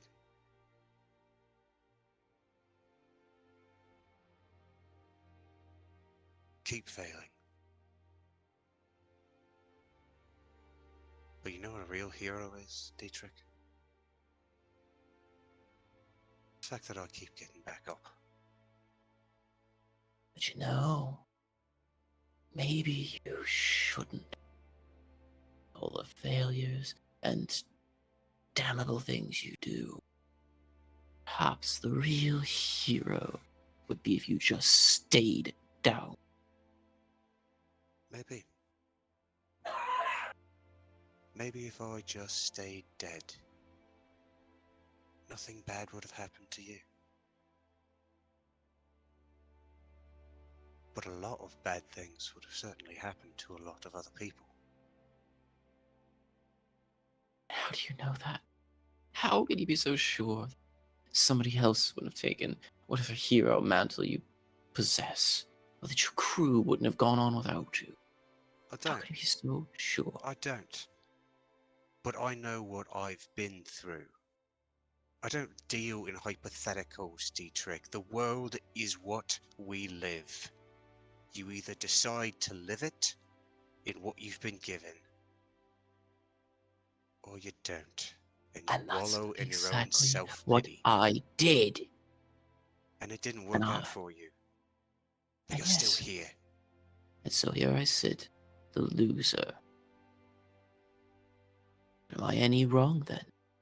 If I were to follow your so-called heroic speech, you're telling me I should just stand up again, try again. You saying you want to release me from these bonds, and I can take another try? I've got nothing left. I want nothing else.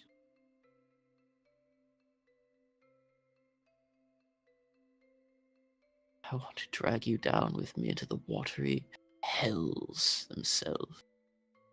And there we can see Lucette again, and she can watch you fall again and again and again.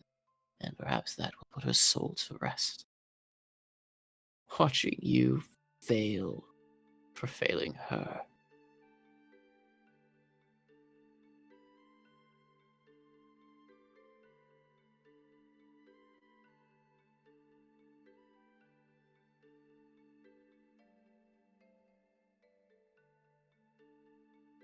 Eat up, Dietrich. I wouldn't want you starving as a guest on my ship.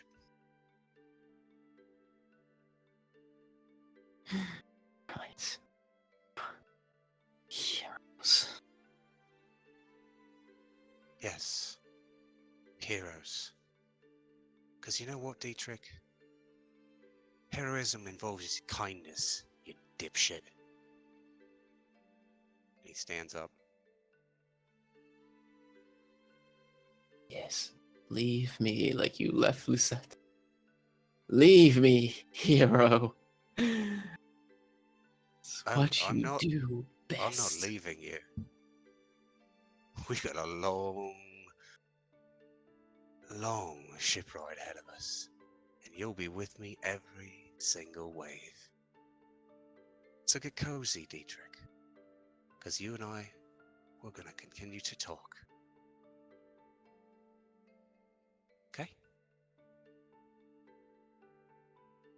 Enjoy your meal. Best watch yourself then. If you want me to stand up again, my job is to bring you down. Unless you kill me, I just keep trying.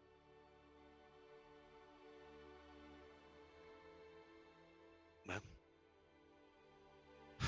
we all saw how that turned out. He said, failed once. I just gotta stand up again, right? He just stands, leans against the wall, crosses his arms.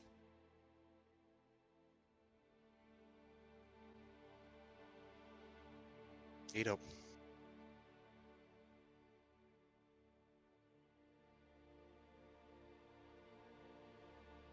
I don't let food go to waste on my ship.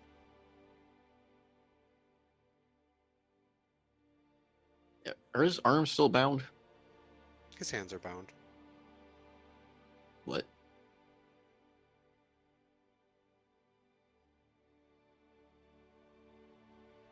Oh, do you need me to feed you? Would you prefer that? Or can we trust that you're not going to do something regrettable? Just glares at you.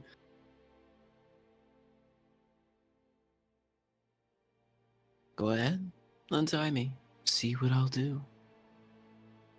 Don't you trust me, hero? No, I don't. I'm not that stupid.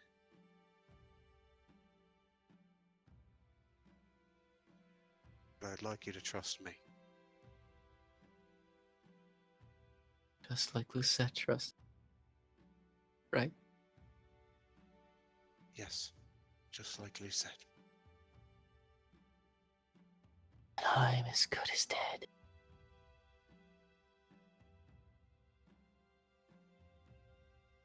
He just rolls over and ignores your food.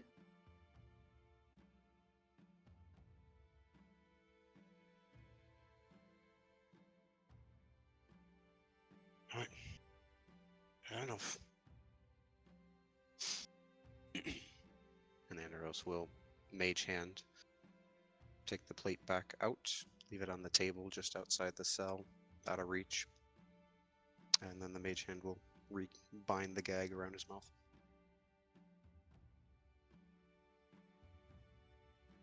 Till next we talk, Dietrich. Turn to the dwarf standing there. If he gets hungry, feed him.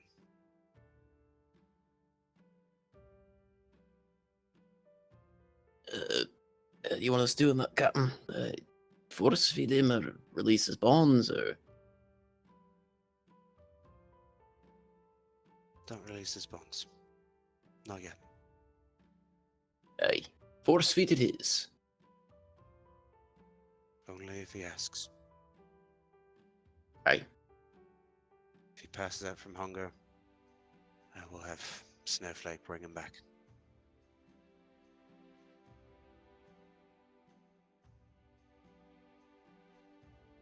I don't want him hurt.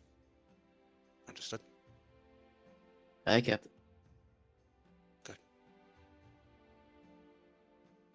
And with that, Andros will head back up to the helm and start giving out orders on repairing. He'll Yeah. want the crew to concentrate on repairing Dietrich's ship. As you see him, he actually gets back to the helm and he taps his staff down. And many of the areas on the ship that were damaged, you can see actually they start to mend themselves. He's using a property of his staff to as an action or as a part of an action made to control the linked vehicle. You can touch it and expend 1 hit die to repair it. Roll the die twice. The vehicle regains a number of hit points equal to the total of the 2 rolls plus my con mod. I have 11 hit dice, so I can basically give it back 22d6 plus 11 times my con mod. But I'll spend all your hit dice for the day. Yeah, but Okay. he'll do that. I think it averages to about 110, so I don't want to have to roll it all out, but we can say it repairs a good chunk with that. Okay.